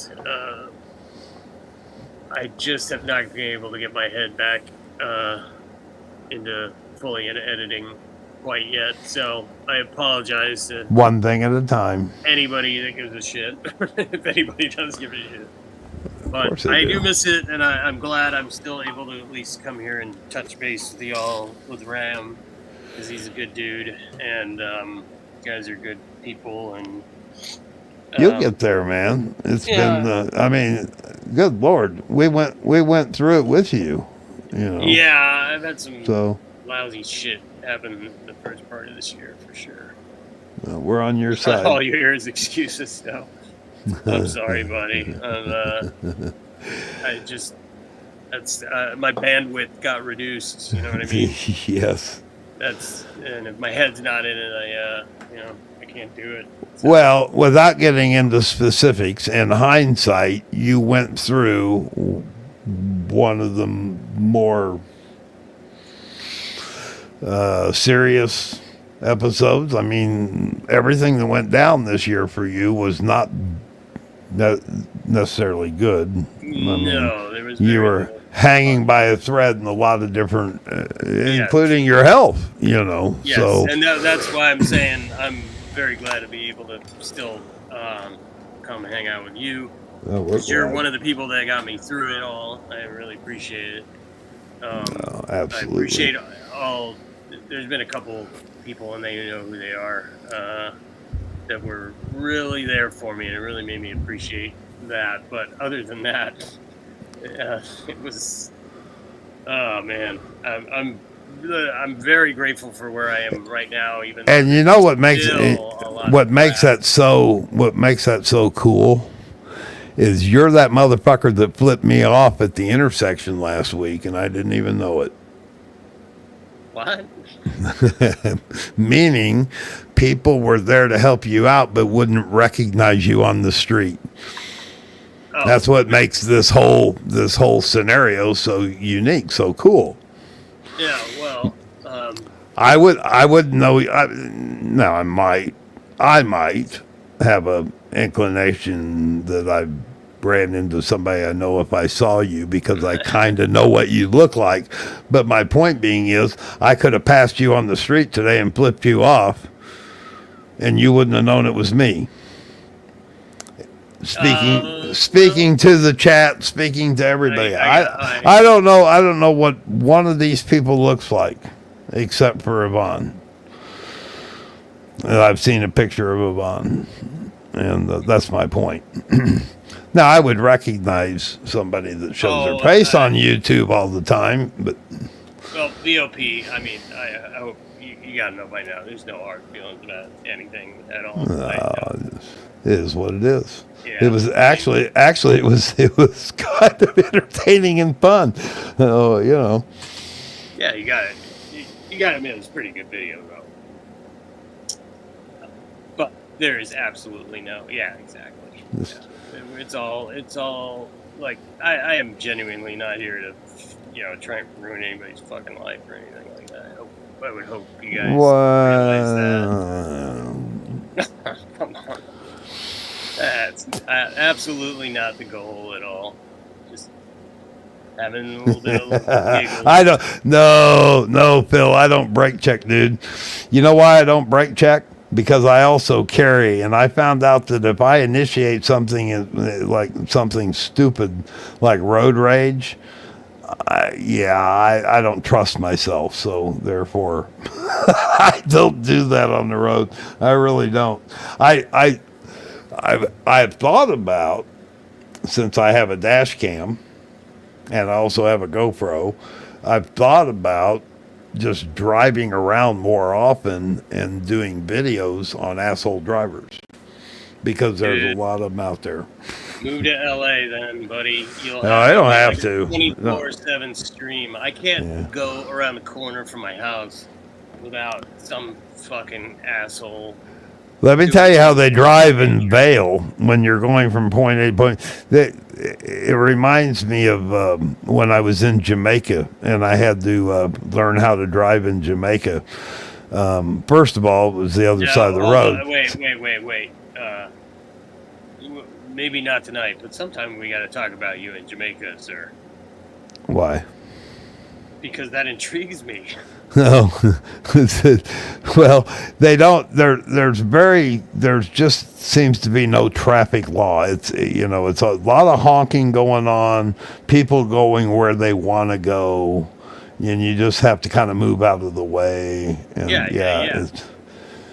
It's intense. Now that was on the northern part of the island. I didn't go to Kingston. I'm sure it's probably a little different there, but I did travel from Ocho Rios all the way to Negril, so I covered the whole southern end of the island, damn near Ocho Rios all the way across. I stayed in Montego Bay, so I was right about in the middle. But yeah, the driving is insane. It's insane. And I rented a motorcycle when I was there, which Holy made shit. it. Yeah, you're definitely gonna. There's got to be a story or two in there. Well, because I had slightly long hair and a beard, I was approached a lot, if you know what I mean. Yeah, I do know what you mean. Yeah, interesting it was. Yeah, Jamaica's pretty cool. I got some good. I got some good old 35 millimeter photographs from there. I bet. Long before digital. Yeah, VOP. I try and pop into F3 every now and again. And like I said, this early. Since January up until just very recently, it's literally been a cascading river of shit flowing my way. So I felt like it was a best fulfilled, because at that time, 6'2", probably about. Then I was probably 190 pounds, something like that. So a pretty good sized guy, and you can only rent up to a certain horsepower. And I think if I remember right, it was 200. It was a Honda 200 or something like that. It was the biggest. They don't let you rent anything or lease anything more horsepower than that. So yeah, it felt like I was on a Vespa, because there were two of us. I had my then wife on the back, and both of us were towhead going through Jamaica. But man, I had a great time. When you get out of the tourist part of Jamaica, is the best part, because the native inhabitants were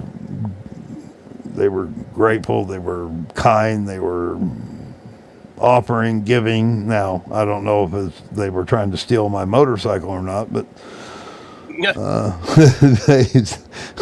we had a lot of good times, especially around the grill when we got down to that part of the island, or up to that part of the island. Well, I think if they had any designs on your motorcycle, they probably wouldn't be having barbecue with you. Well, barbecue.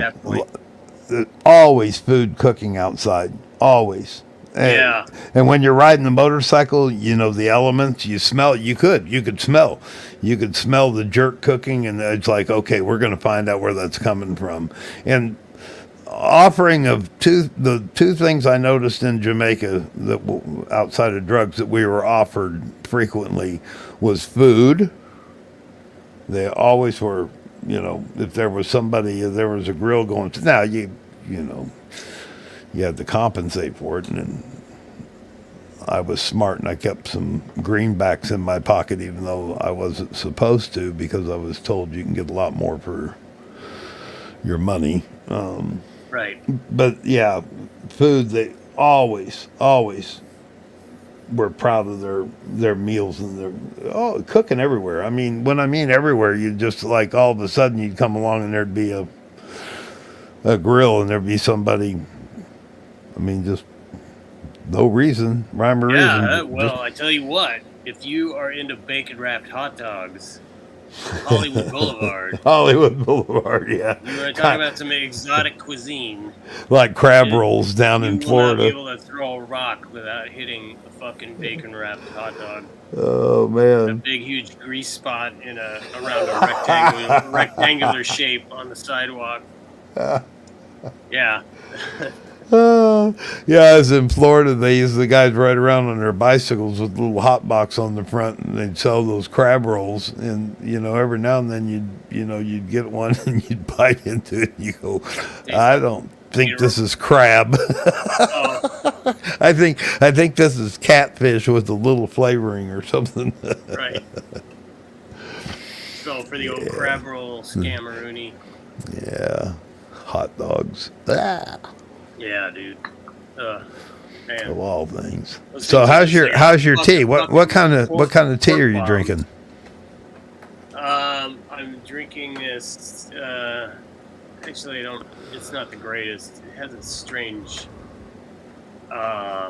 almost viscous taste to it, which is strange. I don't know if it's because hibiscus. No, viscous. Almost like it feels like it thickens up the water a little bit. Lemon ginger with probiotics from Trader Joe's, which I like Trader Joe's, but this is it's okay. But I don't know how effective those probiotics and things like that are, because I just don't know how much you really absorb out of that. You know what I mean? Some of that stuff's a little dicey, but right. Yeah, the list of things I can eat anymore is pretty limited. So, but it's better than what I was going through. So, I was recently reminded of Warren Zevon. I don't know how many of you got young people out there know who Warren Zevon was, but you definitely know the song "Werewolves of London," which Kid Rock ruined by sampling it. No, he didn't ruin it because it's still great. But anyway, that's the song. He used to sub for Paul Schaefer on David Letterman as band leader, and it turned out he discovered he had cancer, and it was like in late stage. There was nothing to be done about it. So Dave had him on for like a nice kind of goodbye type of evening, you know. It was really I remember that. Yeah, and he just talked to him kind of candidly about everything, and at one point Dave asked him, so being in the position you're in, you know, is there anything about life and death that I don't know, you know, that the rest of us don't know? And he said, well, not really, unless, you know, it's the importance of enjoying every sandwich. You know what I mean? Right. Like, and I always just enjoy every sandwich is you could do worse as a motto for life. You know what I mean? I particularly enjoy it because it resonates with me, particularly now since I can pretty much no longer enjoy sandwiches. So, you know, it's good advice, I think, any day of the week. Just enjoy what you got while you got it. George Carlin said something similar. Yeah, I watched a George Carlin video today, as a matter of fact, when I was looking for. I think it was when I was looking for something to put in there, like when I found the devil stuff from South Park. I Googled something, and it was one of his late stand-ups, too. I mean, Yeah, he was great, man. He really just stopped giving... I mean, he never really gave a fuck, but he really didn't give a fuck later on. And he was... It's, you know, how prescient he was and how accurate his material seems to still be, you know. And, yeah, I that's what I suspected, Dough and Donuts. I figured it was probably just kind of marketing. I mean, I don't think it's harmful, but I don't know. I have my doubts about how much those probiotics are doing. And yes, Lawyers, Guns, and Money, another one of his well-known compositions. Enjoy every sandwich, y'all. Yeah, now that you mention it too, I'll send you a text later about the probiotics deal. I've got a supplement I came across that seems to work for me, so we'll see. Yeah, so to answer your question about the tea, I think I'm going to stop drinking that one now because I don't think the probiotics add anything, and I'm not a real fan of the texture, but I have also been enjoying vanilla chai tea. For those of you who just were dying to know, actually sounds kind of good. Enjoy it. I'll be honest, I've cheated with coffee slightly, but I did it very carefully, and you know, so. Well, I quit the coffee a little over a year ago, and every now and then I brew some, and it being a coffee drinker for over 40 years, it certainly helped getting away from it. So. And you and I have had the same kind of, or similar, somewhat similar issues, digestive issues. So, kind of the opposite, you know, but still digestive issues. But I'll fill you in on this herb that Thanks I found. everybody for tuning in to listen to two old cranky dudes complain about their digestive problems.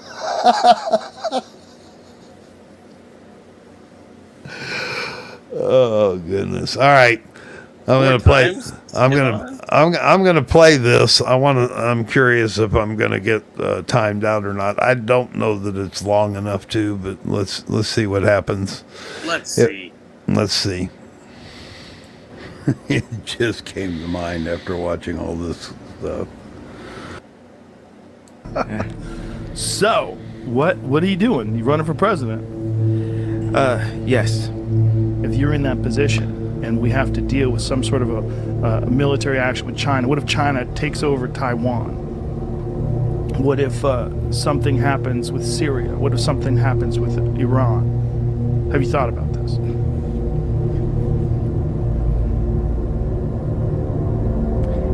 No, I believe that my calling is to be the leader of the free world. When you say your calling is to be the leader of the free world, what does that mean? Like, why would you want to do that? Like, what do you want to do differently if you were the leader of the free world? Well, when I talk, it's a symphony of ideas.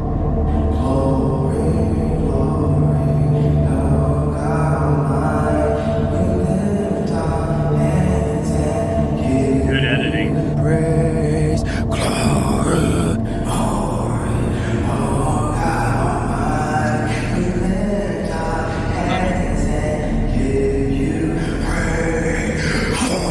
but picture 100,000 people. Were you always religious your whole life? Yes, I was. I can see that you're crazy. You're thinking in all these different layers and you're looking at things from all these different perspectives. Well, you know, how much does the earth cost? Have you always been this way? Yes. You don't have a grip on it. hey, we're going to put you on some medication. That medication is going to calm you down. This is about to make me mad right here. The first time you see me get mad in an interview. Wow. This is who you are. What are you thinking over there right now? Would you like to interject? I really would like to talk to you about specific things. Okay. I mean, it was a beautiful long symphony. There's a cap on it. We don't use the word cap. We don't use the word cap here. An end note. No.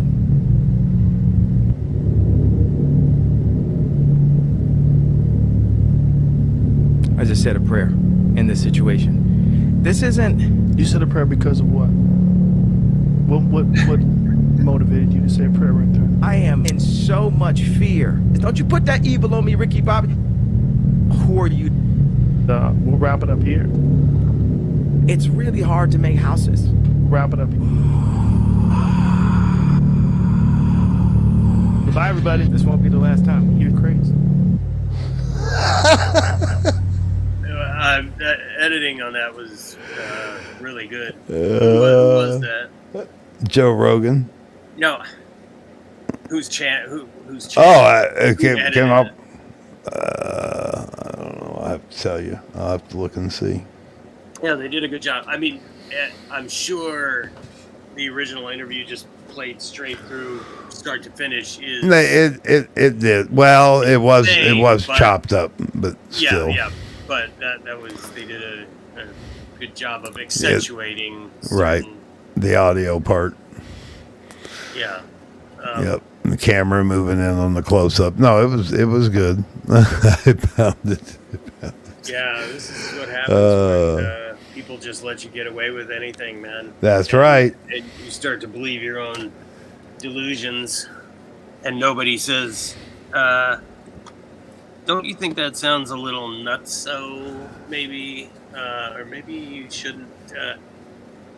I mean, even that one girl she didn't seem all that bright. The white girl that talked like she was black sounded. Oh yeah. She didn't seem all that bright, but she was bright enough not to prick her fucking finger with the blood, prick her own blood. So it's not necessarily like an intelligence thing. It's just recognizing right and wrong thing, which that qualifies as intelligence. So maybe she wasn't as. I don't know. She was smart enough to avoid that stuff. I mean, it's interesting. The people that like her and that other guy, I don't know who he was, heavier set individual we saw in the middle there, just kind of recognizing, hey, like this shit is not something's off here, and going with that.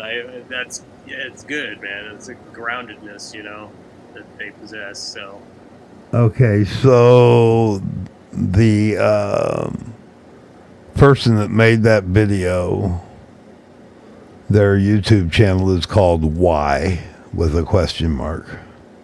Why? Capital. So yeah, okay. So that the right. What was right? The watermark up on the screen. That was like a question, like right. WH small Y question mark. Yeah, it's pretty good. I'll probably check them out. But it and he admits that it's fake. That he he. Well, he threw that manipulated it together. to Right. agree, but some of those things. Right. Well, you watch the interview. I mean, I saw it a long time ago. It's been a year or so ago, I think, when that. Yeah, it wasn't like he chopped up a college lecture to make it seem like the. Actually, it was before I even had this channel. I was on my other channel, T-Bone. So it was probably 3 years ago when I saw that interview. Yeah, Phil, you're right. I think. Yeah, Rogan has an enormous platform, and I don't think there's enough quality control over there on his channel. But there's so much misinformation being spewed at this point. It's like a spigot that cannot be turned off. So sit and like kind of rail against it or get upset by it is like, I mean, you can only kind of marvel at it. I don't foresee it getting any better. Yeah, he's had some spectacularly dumb people on there and not a challenge. I don't think he's a total idiot. I have seen him put Oh, he's people, got some. put He's people got in some their good place. interviews. But the problem is he doesn't. But he's, Well, he's got a bizarre outlook on life in general. So. Well, I mean, this is a guy that does. This is a guy that regularly experiments with things that most of us will never do in our lifetime. So. Are you talking about psychedelics? Yeah, and Well, I don't really. the DMT, the whole DMT thing. He advocates that, and I wish he wouldn't. I don't blame him, anybody for that type of stuff, but the problem is I don't think he has. Well, I have a family member that happened to go through it and hasn't been the same since. And No, I understand what you're saying. Yeah, I don't know. I don't. And that's where he got it from. I mean, his argument was Joe Rogan. So. Well, yeah. I don't know.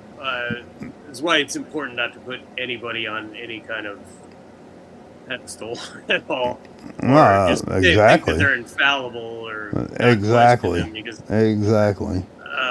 Like I said, I've seen him make very valid points and absolutely, points, but I've also just seen him. Absolutely, when he had that the transvestites, it was the whistleblower. I have no idea. The army dude that became a gal. No idea. God damn it! Help me out, chat. The one that did the whistleblowing on the military and it was associated with God,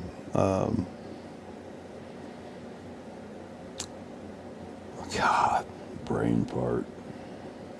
I'll think of it. Okay. We'll just sit here and wait. Brain fart, big time. Yeah, well, I mean, I think it's kind of. Oh, what's his name that just got released? The one that. Oh, good God. The Australian reporter, and then. Assange.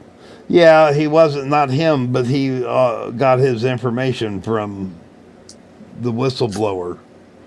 Snowden? Yeah, Snowden. No, Snowden was one of them. Well, but he did. I mean, Rogan didn't. Both of them are. Yeah. Like, well, definitely. Right. I mean, in the well, right. Rogan did have Snowden on. I'm trying to think of the other one. Oh God. Anyway. Chelsea Manning. There you go. Chelsea Manning. Thank you. All right. I vaguely remember that whole thing. Yeah. I don't Thank you, Phil. Enough specifics of it. I just having a brain part. I mean, it's not like it's not a known name. Just off in another world here, and a lot of it has to do with I'm trying to find this. If you want to watch the rest of the interview, I'm gonna paste it in the comments of the Rogan Kanye West because it's worth watching because the guy's fucking. Yeah. Anyway. Yeah. Whatever. Yeah, no, I don't remember enough of the Chelsea Manning stuff. Right. Yeah, he had both of them. Chelsea Manning, Rogan, and Assange. I paid a little bit more attention to, and I do feel like they're just enemies of the power structure. But like I said, and by the I don't have any leaning either way politically. I trust nobody. There's the link to the Joe Rogan Kanye West interview. It's like 3 hours long, so it's not something you're gonna watch. Oh, fuck that. Well, it's his entire podcast. Yeah. Yeah. No, you gotta watch. I think it's that long. I remember it being long. I didn't watch it all in one sitting. Let's put it that way. Let's see how long it is. It is. Oh, I'm close. 2 hours and 57 minutes. Yeah, yeah. These people lead That's right, Yvonne. I very agree. different lives from us. They're Totally the agree gulf, with you. the gulf between regular people and these people is enormous. I mean, you might as well live on a different planet for the amount of effect you'll have on, you know, either Washington or Hollywood's behavior. So that's what's really interesting about all this Diddy shit. Yeah, I gotta get caught up on videos. If I haven't put a video up in quite a while. If I don't get some videos done, Yvonne, YouTube will chastise me. But you released this one though, right? Oh no, no, they wouldn't. No. It's got all, and I can clean it up, and I can. But no, it's not public. It's private. It's good, man. You should put it up, dude. Well, I have to clean it Cut up. whatever you have to cut out of it. Well, there's quite a bit. So what I'll do is, I will. I'll just have to. The problem is you've seen the editing tools that YouTube gives you. They suck. Yeah, it's very much like it's like the Civil War just saw the leg off kind of shit. It's like trying to spread butter with a hatchet. Yeah, another apt analogy, sir. Okay, yep. A ram analogy. Hey, there's a new word, raminology. There you go. You should start your own religion, man. And you just call it ramology. I was thinking about starting my own religion because fuck it, I can use tax exempt status. Exactly. Yeah. I'd go for that. Yep. I was gonna base it on audio, like the magic of sound, worshiping that. Yvonne's got a website coming. Uh-oh. But yeah, I think music, like good, music is one of the few things that humanity has done correctly. It's one of the only really overwhelmingly positive things. Yeah. Don't get me started on the Royals. Good ass music we managed to make. But other than that, total fail, baby. And I mean, like, Oreo cookies were pretty good. But other than that, I was species fail. Pretty close to my grandmother, who was first generation in this country. So my great-grandparents actually immigrated. And then also my grandfather on my dad's side. Are you going to be selling matchsticks in this? No, it's just they're talking about. No, it's just about the Royals. It's just the Royals weren't. Somebody mentioned the Royals in England. It wasn't a favorable topic in my family because of the conflicts that they went through with them. So. I got you. Yeah, all that. I never. And forgive me, Yvonne, if you're a fan of the Royals, but I mean, I thought I can't believe the amount of royal worship that exists in America. I thought the whole reason we, okay, yeah, I mean, yeah, the Kennedys too. I hate that shit. Right. I hate any kind of dynasty shit. I hate people being worshipped for the cult of personality shit. I mean, fucking elevating yourself above everybody else. Does not compute to me. I just don't like it. I am 100% Scot-Irish. There's 10% on my DNA tree that says Western Europe. And that's believed to be Portugal or Portuguese. And only because my grandmother is what they call Black Irish. She had black hair, blue eyes, and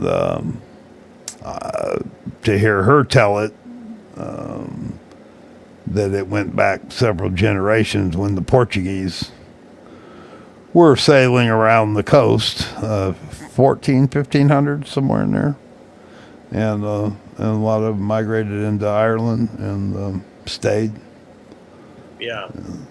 Yeah, if So- I had it my way, politicians, people who run the, business of the government wouldn't even be people that you knew their names necessarily, like really, unless they fucked up, and then they should be able to be fired like any other fucking job. They don't really need to be anything more than sort of clerks of they need to aggregate public opinion and act on it.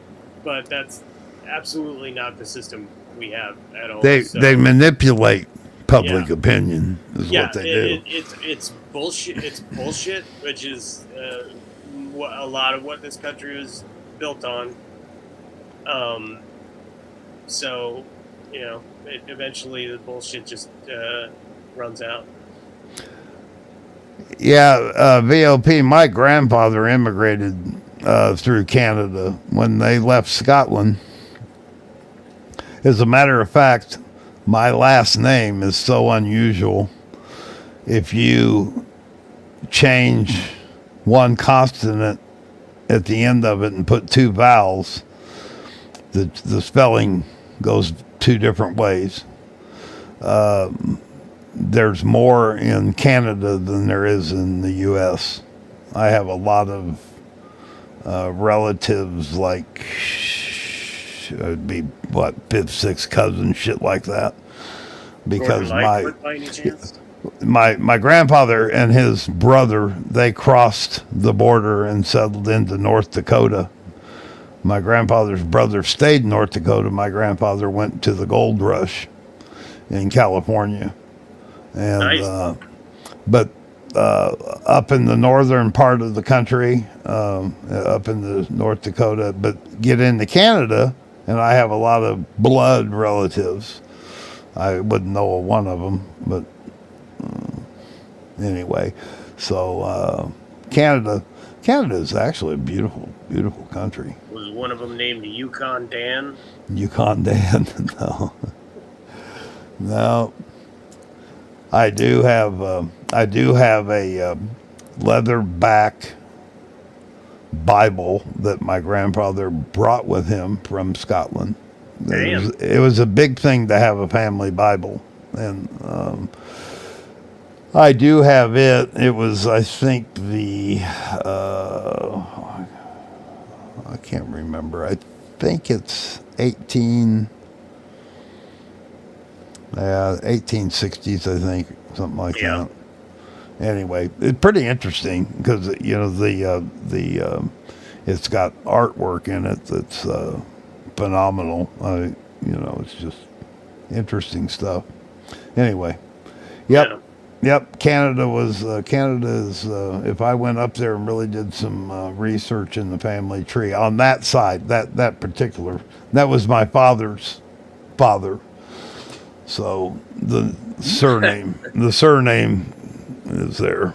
Right, Phil? You definitely can never trust a Canadian. I'm just kidding. Well, one of my good buddies is Canadian, and something cheap. Very lovely, lovely people. Oh, that's nice to say, Phil. Thanks. Yeah. Yeah. As far as I know, all the seeds that were planted were all planted here. Oh, maybe he diddled his wang up there. I doubt it. Yeah, I learned later in life that one of my grandfathers was rather randy, and I probably have some relations, that I don't know what you'd call them. In other words, my dad probably has a couple brothers and sisters we're not aware of, and so my dad asked my mom about it. She told me after he died, I think. She said, "Yeah, he didn't really want to talk about it too much." Understandable, But I think his dad. I'm remembering right. He was a cop and got hit wandered down the street drunk and got hit by a car. That was great grandfather. Wow. Never met him. Or Yeah. grandfather, rather. That would have been my grandfather. Yeah, I My never other got grandfather was a drunk. I never got to meet my grandfather on my father's side. He passed away before I was born. My mom's, I knew my mom's dad, but That's one of the reasons I don't drink. There's too much, too much alcoholism on both sides of the fence in my family. So, yep. What's up, CK? We're just bullshitting like usual. Yep. Winding down. Yeah, man. Goddamn, it's 8:41. You realize? Yep. Time flies when you're having fun, kids. Am I right? Yeah. That's the radio DJ voice. It's important to remember that the radio DJ voice is funnier for no more than 7 seconds. After that, it gets really annoying. Ooh, man, Jack. Comedy tip for you. Who was the stand-up? Me. Okay. That's your I mean, material. there are certain situations where you could get away with it for longer. But it takes great skill.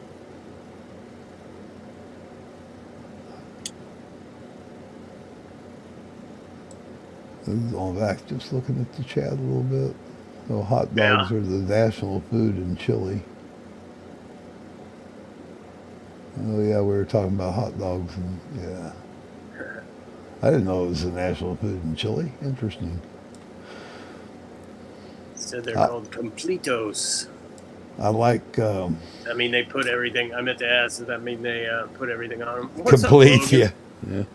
What's up, Logan Sandman? What's good? We were just talking about Diddy and drugs. And it was much more fun talking about the drugs. This Diddy's in a whole lot of Diddy. shit. Duty. Yeah. Diddy's in the duty. Yeah, it's a crazy story, dude. Crazy.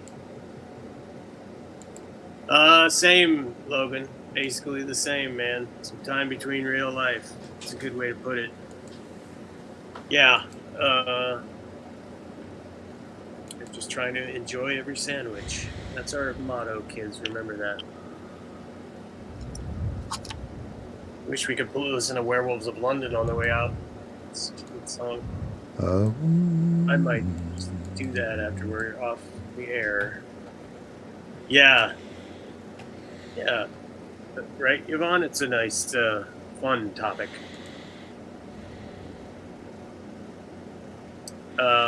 But now somebody did earlier pique my interest a little bit about Chili's fundraiser. They said that he did a fundraiser for the hurricane victims and then quickly took the stream down. Now, I don't know how true that is because somebody just put it in chat. But knowing what I know about Chile, sounds possible, right? And I don't know. A cynical person might suggest he wouldn't put it past him to maybe pocket some of or all of that for himself. So note to self, look into that, I guess. I don't know if I'm even that interested anymore about that guy. As long as he stays off the fucking road, I don't care. Anyway. You were gonna, yeah, this is a nice bit of video. Well, we will definitely get timed out with this. So this will definitely be a sign off, and I will just let it play until they copyright strike it. So they will time me out on this because fair enough. Yeah, if they do time us out, this is a video that's well worth watching. It was really yeah, it's too bad we can't play the whole thing. Oh, you never know. We'll see. I'd say probably 2 or 3 minutes in. Something like this, Letterman. If it was, I thought about playing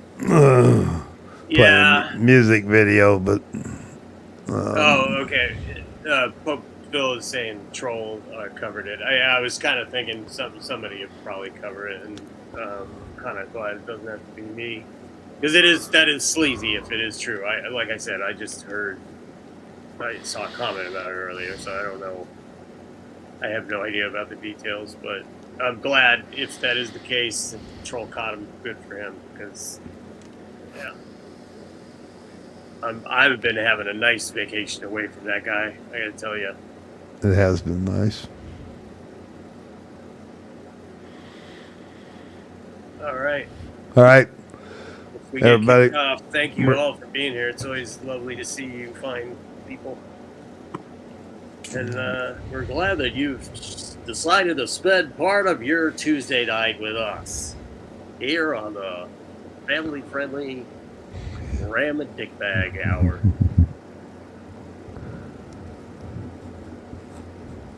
Well, we'll be back next week. Like I said, no doubt in my mind we'll get timed out on this, so it's just a matter of how far we make it. Until next, we got it. Yep, till next week, everybody. Is a brilliant songwriter and a musician who's been a friend of ours for 20 years, and believe me, it's a thrill to have him here with us. Ladies and gentlemen, please welcome Warren Zevon. Warren.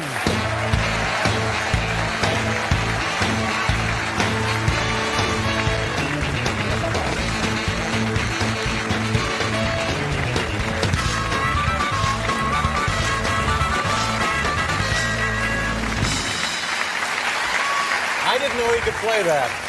Oh, yeah, I know he could play it. Here, I guess a couple of months ago, we all learned that your life has changed radically, hasn't it? You mean you heard about the flu? Yeah, kind of about the flu. Yeah. Well, it's true. How did you learn about it, and what is it, and how have things been since? What was the order of those questions again? Entirely up to you. Any way you want to field them. How did I learn about it? Yeah. Well, first of all, let me say that I might have made a tactical error in not going to a physician for 20 years. I see, all right. It was one of those phobias that really didn't pay off. Good night, Yvonne. The only person that I ever go to is Dr. Stan. You know Dr. Stan, the dentist. Oh, the Dr. dentist. Stan Golden. So you go to a dentist on a regular basis. You did. Yeah, and I always said if he can't fix it, I'm screwed. And I told Dr. Stan that I was having shortness of breath, which, well, I had it for months, and I did a short tour. I went to Canada, and I would only hire people who would tell me it was stress. Well, like flunked out medical students who became musicians. And I said I'm short of breath all the time. I said, don't you ever watch The Sopranos? I said, no, I don't know. But when Dr. Stan, the dentist, heard about it, he said, it sounds like congestive heart failure or something, so he made me go to a doctor the next morning after he heard it. Oh, my God. And it turned out not to be congestive heart failure. Ooh. Yeah. No. And what was the diagnosis? It's lung cancer that's spread. That's tough. Well, it means you better get your dry cleaning done on special. Now, when I first heard about this, I think that you were in touch with Paul's assistant. You actually had a conversation with him. Yeah. And he said it was the most bizarre thing, kind of the stunning revelation of this, but yet Warren was making jokes just like that.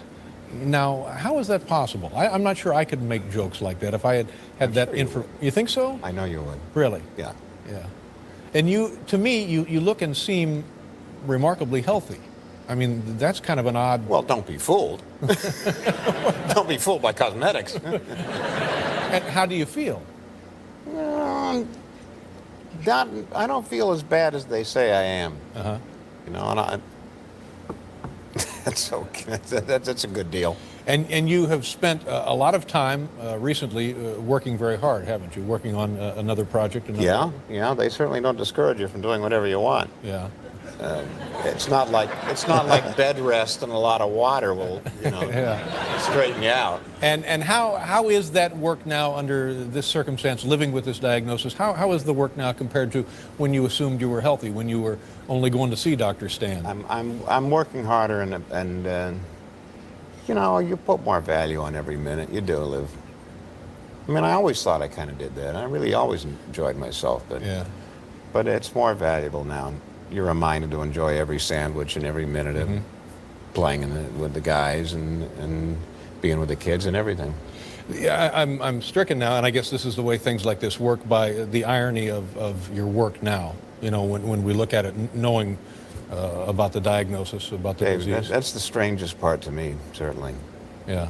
I mean, except that maybe, as you know, I don't know how many other people know, because Dave's is the best friend my music has ever had.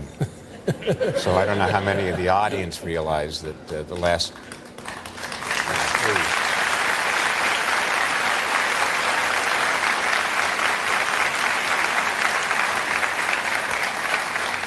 Well, for example, the title of the new CD, My Ride's Here. Hello. That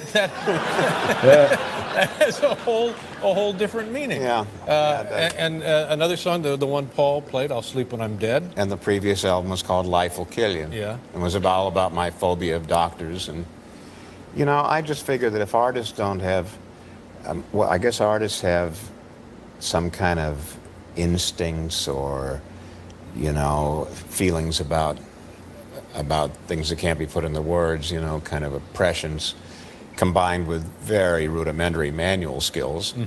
Otherwise, how would you get away with having a job so easy and so much fun? So you're saying that you think maybe somewhere this comes as not so much a surprise to you? Well, I can't really complain. Yeah. I did take the copies of the albums to my doctors and say, this is why I'm not so shocked. Yeah. But I don't know what the connection is. I don't know why I was writing those songs, but I've always written them. Yeah. And Mr. Bad Example, a song. Now I know, I guess everybody who knows you knows that you did enjoy yourself to the point of punishing others, really, at some point. And well, that's not really the way you put it outside of meetings, but if you want to say so, that's okay. Emotionally speaking. Well, yeah, I know how you meant it. And did you think that contributed to the lung cancer? Punishing people emotionally? No. Maybe you're not taking care of yourself. I think that I think that I chose a certain path and lived like Jim Morrison and then lived 30 more years. Who knows why? Yeah. Do you make choices and then you have to live with the consequences. There are always consequences. From your perspective now, do you know something about life and death that maybe I don't know now? Not unless I know how much you're supposed to enjoy every sandwich. How's your family? They're holding up pretty well. It's tough on them, but they're holding up pretty well. We're a pretty close family, me and my kids. Good. You have the two, the boy and the girl? Yeah. Yeah. Good for you. And tonight you're going to sing hopefully 3 songs. Yes, I am. And the first one is called Mutineer. Mm-hmm. What is that song? The last one was called Mutineer. What's the order? I don't know the order. There's some confusion. No. When are you doing White Christmas, Warren? That's all we want to know. Mutineer's first? Mutineer's first, yeah. Oh. That's the touching one. You want to change the order? We can change the order. Oh, I don't even do that on professional television. Why should we do what he wants to do? Oh, stop it, Paul. Well, what is that song about? You wrote it as 1995, I think? Well, I don't remember that 7 years ago. You don't remember the live album, do you? You don't remember the live album. The live album? The Stand in the Fire album? from the Roxy? Oh, no, I don't remember that. No, I didn't think you remember that one. I remember the one from 19... Well, I don't know. But anyway, we're delighted that you're going to do some of your stuff for us tonight. And, Thanks, David. Anything else you'd like to do? Thank you. And then let me just say now, thank you for being here, and thank you for everything. Thank you. We'll be right back. Mr. Zubon is going to perform for us. Okay. Thank you, Paul. And now performing the aforementioned Mutineer, which is featured on the Best of Warren Zevon CD album entitled Genius. Ladies and gentlemen, here's Warren Zevon.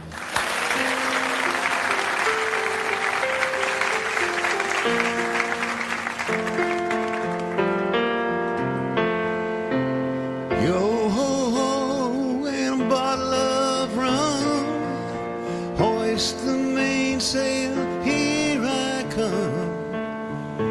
Ain't no room on board for the insincere.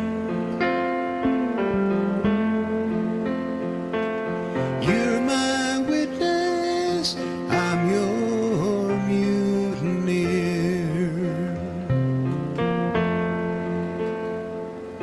I was born to rock the boat. Some may sink, but we will float. Grab your coat and let's get out of here.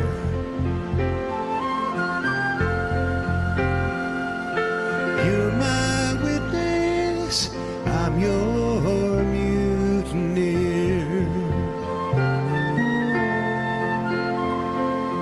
Long ago we left its shadow.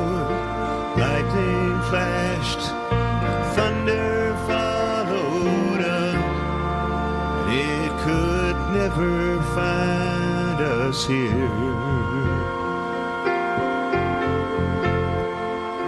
You're my witness, I'm your mutineer.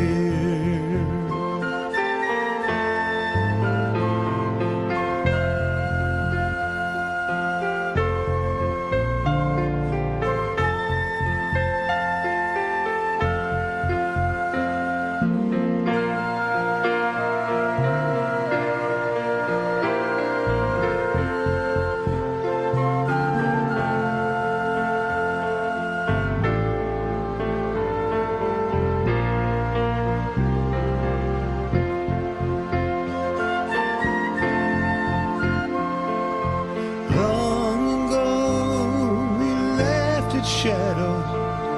Lightning flashed and thunder followed us. We thought it would never find us here.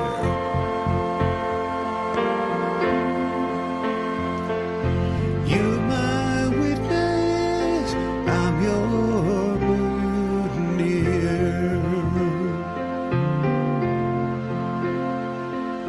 I was born to rock the boat. Some may sink, we will float. Grab your coat, let's get out of here.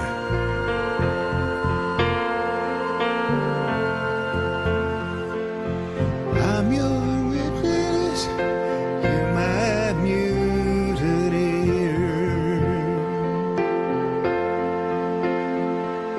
You're my witness, I'm your mutineer.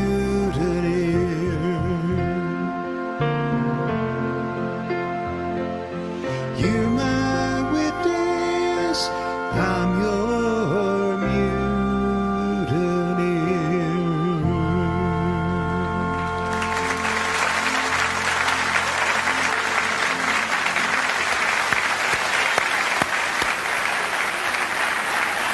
Great. What are you doing? Sitting around here. Very nice. We'll be right back with some more from Warren Zevon. Yes, sir. Welcome back to... Yeah, there's no doubt. We would have already been timed out. It's happened too many times. It's because this is not public. Members only or something? I didn't do members only. I just kept it unlisted. And just put the link on your community tab? Yes. I see. So there's like an exclusive little club. Huh? Exactly. Nobody knows that we're doing this except like for us. It's like Spinal Tap. We haven't lost popularity. So if there's anything that anybody has wanted to see, now's the time. Oh, goodness. Yeah, Donuts. He certainly had a tremendous sense of very wry sense of humor.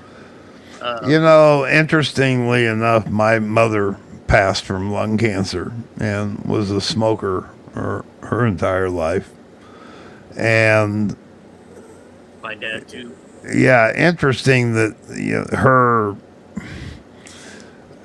the early stages, same thing. They couldn't. It was too far gone to do anything.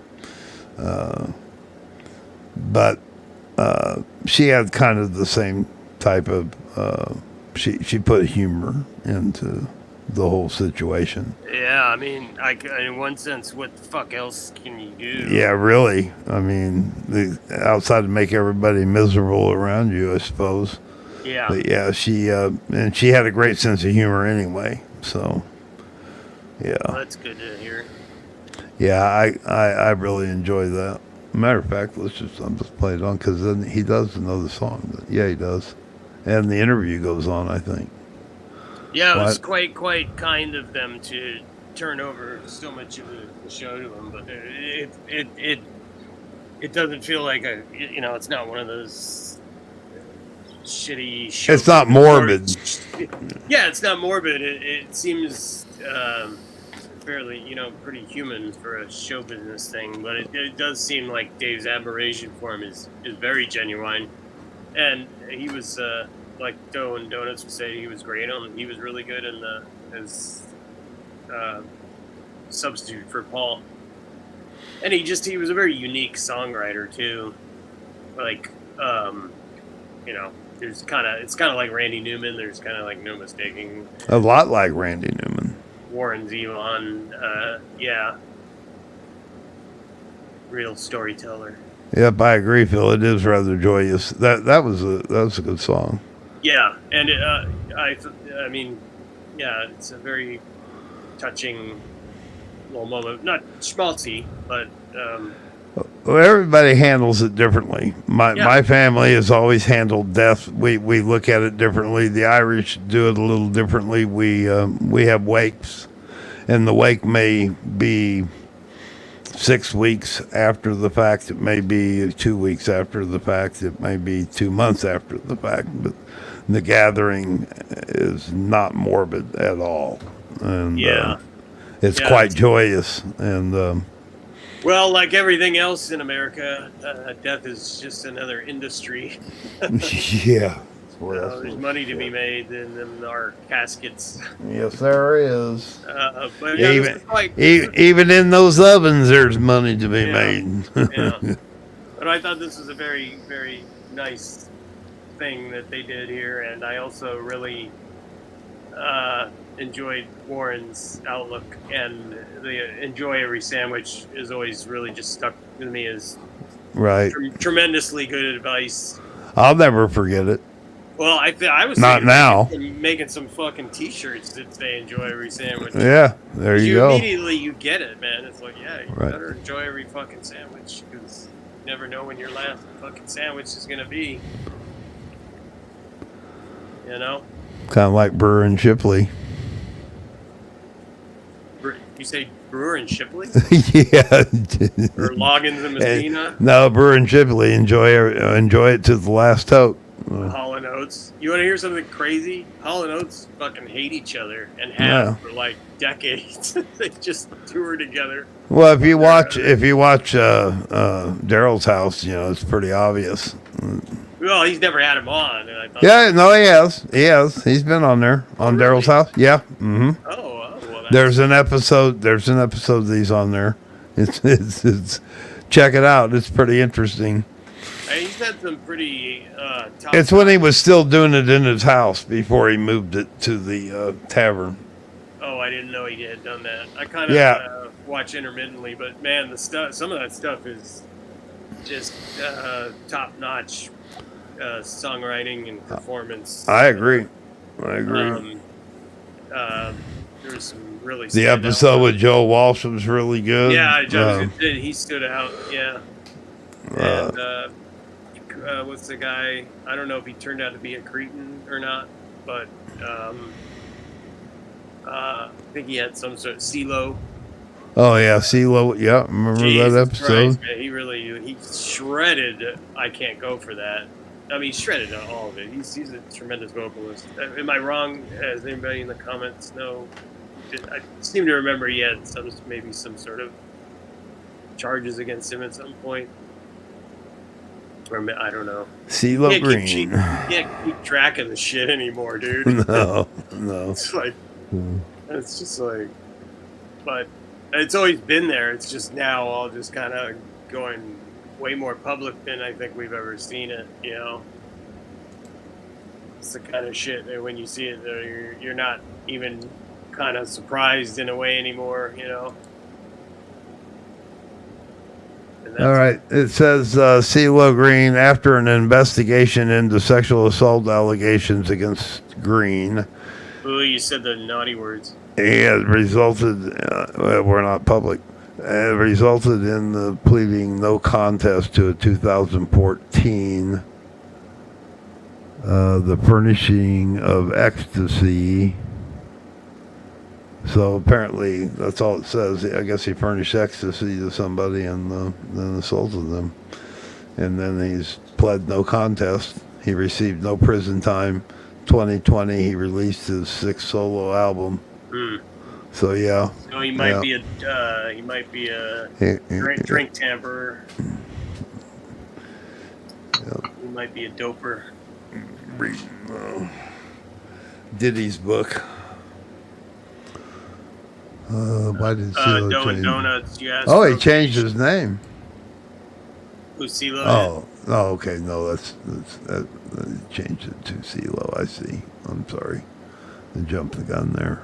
Oh, Pope Phil, you're saying, because what was he a judge on one of those singing shows? Like The Voice. He He was was on The vague Voice. recollection of maybe that. Yeah, okay. He was one of the early judges on The Voice. You're absolutely right. The justice system is green. It just doesn't matter. It's like, but that one guy had that excellent point about not ever going into the cocaine room because he didn't do cocaine. It's like, if you're willing to do whatever, yeah, doors open. Says his net worth is $10 million. Yeah. Well, that's too bad. That's too bad. Such talent, and it's connected to such cretins sometimes.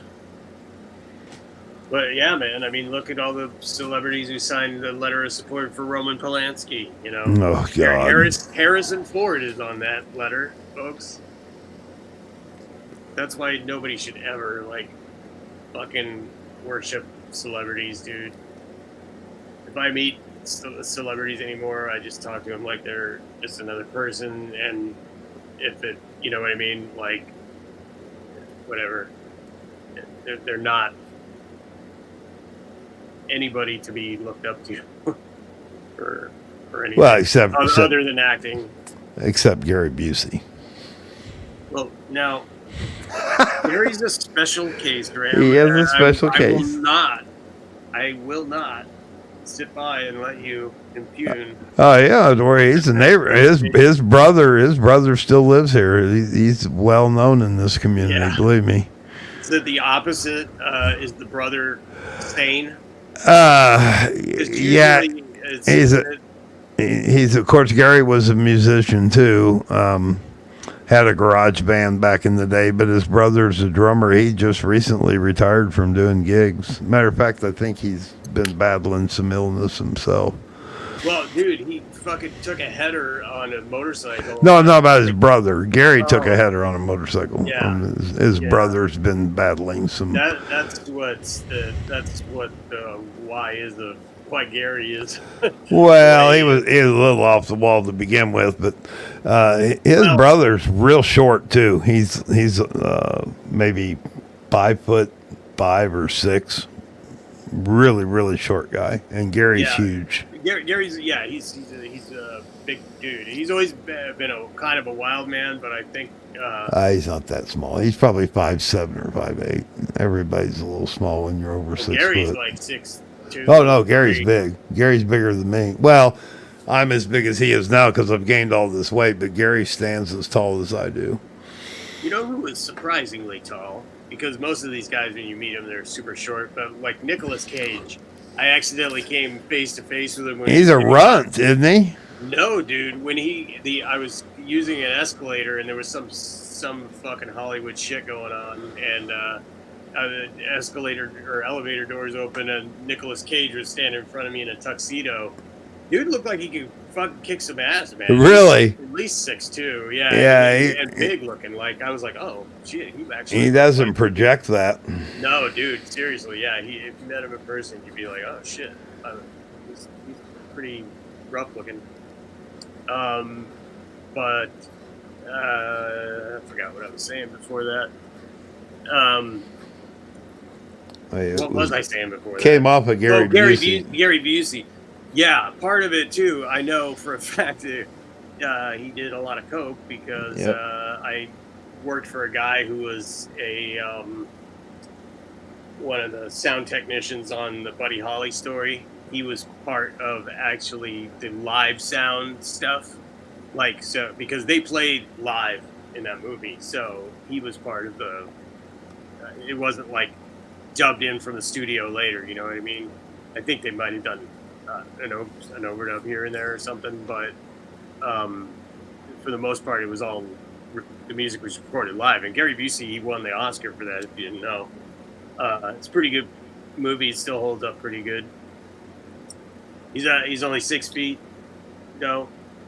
Yeah, maybe I don't know. It seems. I'm 6'2", and he can't be too much smaller. Yeah, than that.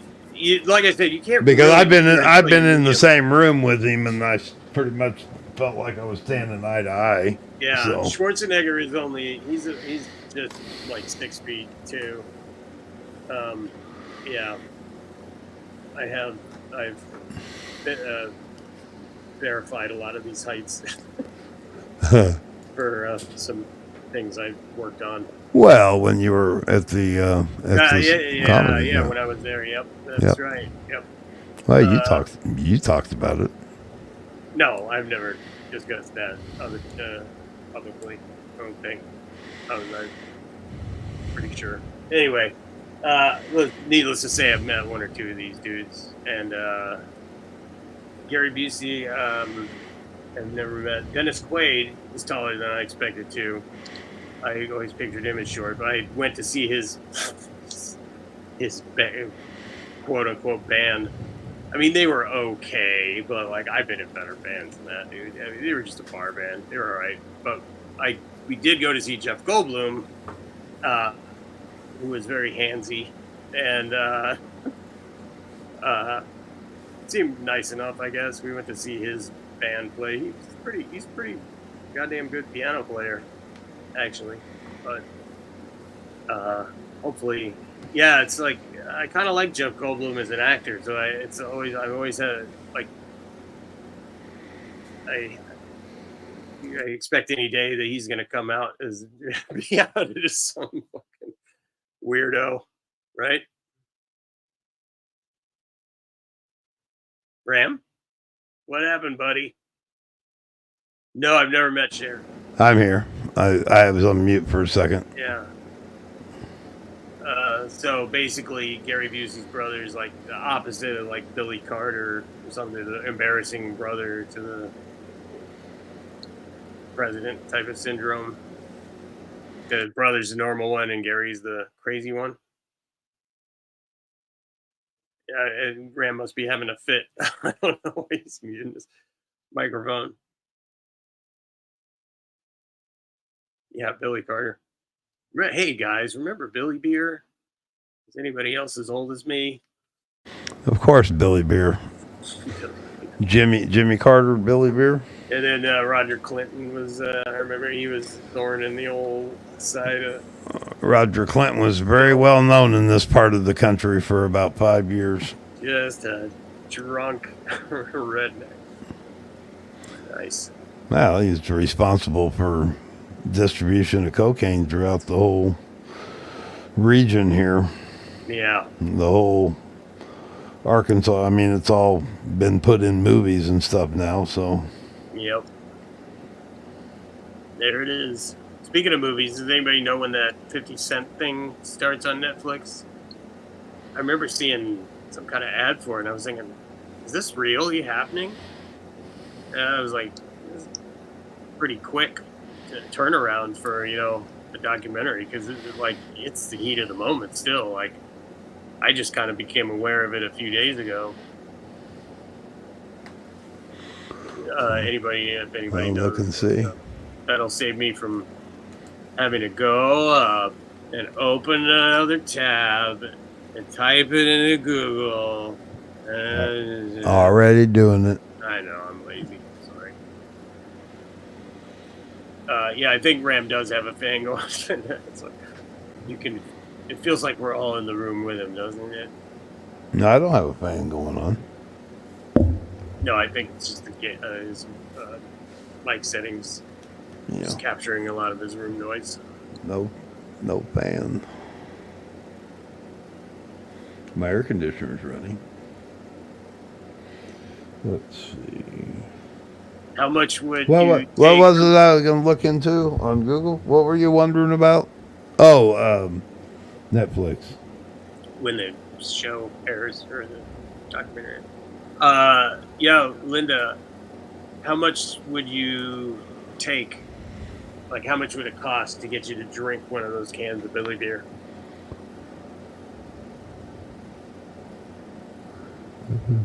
If, we could verify that you wouldn't get, legitimately ill. Let's see. Because I would be willing to pay up to $10 to see that happen, my friend.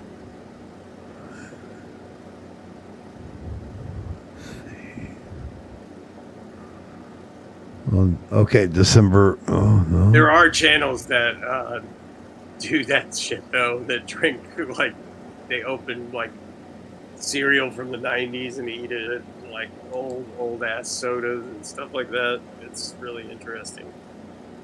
I've seen some that are they open canned food from the early part of the century and stuff like that, or old Army MREs and stuff. People will watch anything. And Ram and I are living proof of that. Yeah, I'm in the second article yet. Right I now haven't seen anything about a date. Really? Nope. Did you Doesn't type say. in? I'm reading it. Diddy documentary air Yeah. date is what you got to type in Google, sir. I'm reading it all about the documentary. Well, we know all about the documentary. We've been talking about it for the subject matter. Oh, okay, you Google it then. I've agitated him, guys. I'm sorry. I may have crossed the line. I apologize. Let's see, Diddy documentary air date. Oh, so I guess release didn't work. It should. Well, that's what I typed was release date. Says everything you want to know about the documentary. It only says Netflix in 2024. That's odd. That's it. That's what I'm saying. No. Here you go. Now there's something that says no. December 4th, but it doesn't say that's the release date. Yet to be confirmed. Yes, it does not. It's not been finalized, this release date, or discussed additional details. However, it's believed that around December the 4th. That's the most I found on it. There's also a special edition of 2020 primetime special. Secret Life of Diddy, a special edition. I don't know. I mean, whatever. That's ABC. Yeah, exactly. So who knows how much quality will be there. But, I mean, the information, from what we've seen so far, it's pretty clear this is not some series of misunderstandings or anything that can be interpreted other than very, very, very bad. So, he's fucked one way or the other. That is for certain. Okay. It says here that Jackson talks about all that on a 2020 episode of ABC's. So that's an old one. Maybe he's coming back on again. Let's see. Curtis 50 Cent Jackson. ABC 7. Life based on this inspiring true story of a man, February 18th, 2020. Yeah. It's probably a follow-up to it. Well, like I said, that's a pretty fast turnaround. I don't know if they weren't really forthcoming about any other reason for not having a precise release date, so one could only speculate. But I said, December's the only thing I saw, and it said speculation. So, like that, it's already been announced, and sounds like it's done. No, it says here it's not completed, according to this article, 3 days ago. So, but enough for him to still make pretty the fast. announcement, and Still pretty fast. Yep. yeah. Wow. Crazy times, kids. Let's see, 4, 9, 26. All right. Said they started on it in April. The release date is yet to be announced. That was 3 days ago. All right. Well, we'll keep our ears open, and I'm sure Yep. by next week there'll be a whole another 3 Oh, hours of good shit God. to talk about. It's gonna be nothing but Diddy. All right. I really got to get going because I got Diddy duty. Yep, same thing. Appreciate everybody. Yeah, thank you I'll for clean this thing up and I'll take it public. It'll take me a while though. you do that. Until next week. Good night.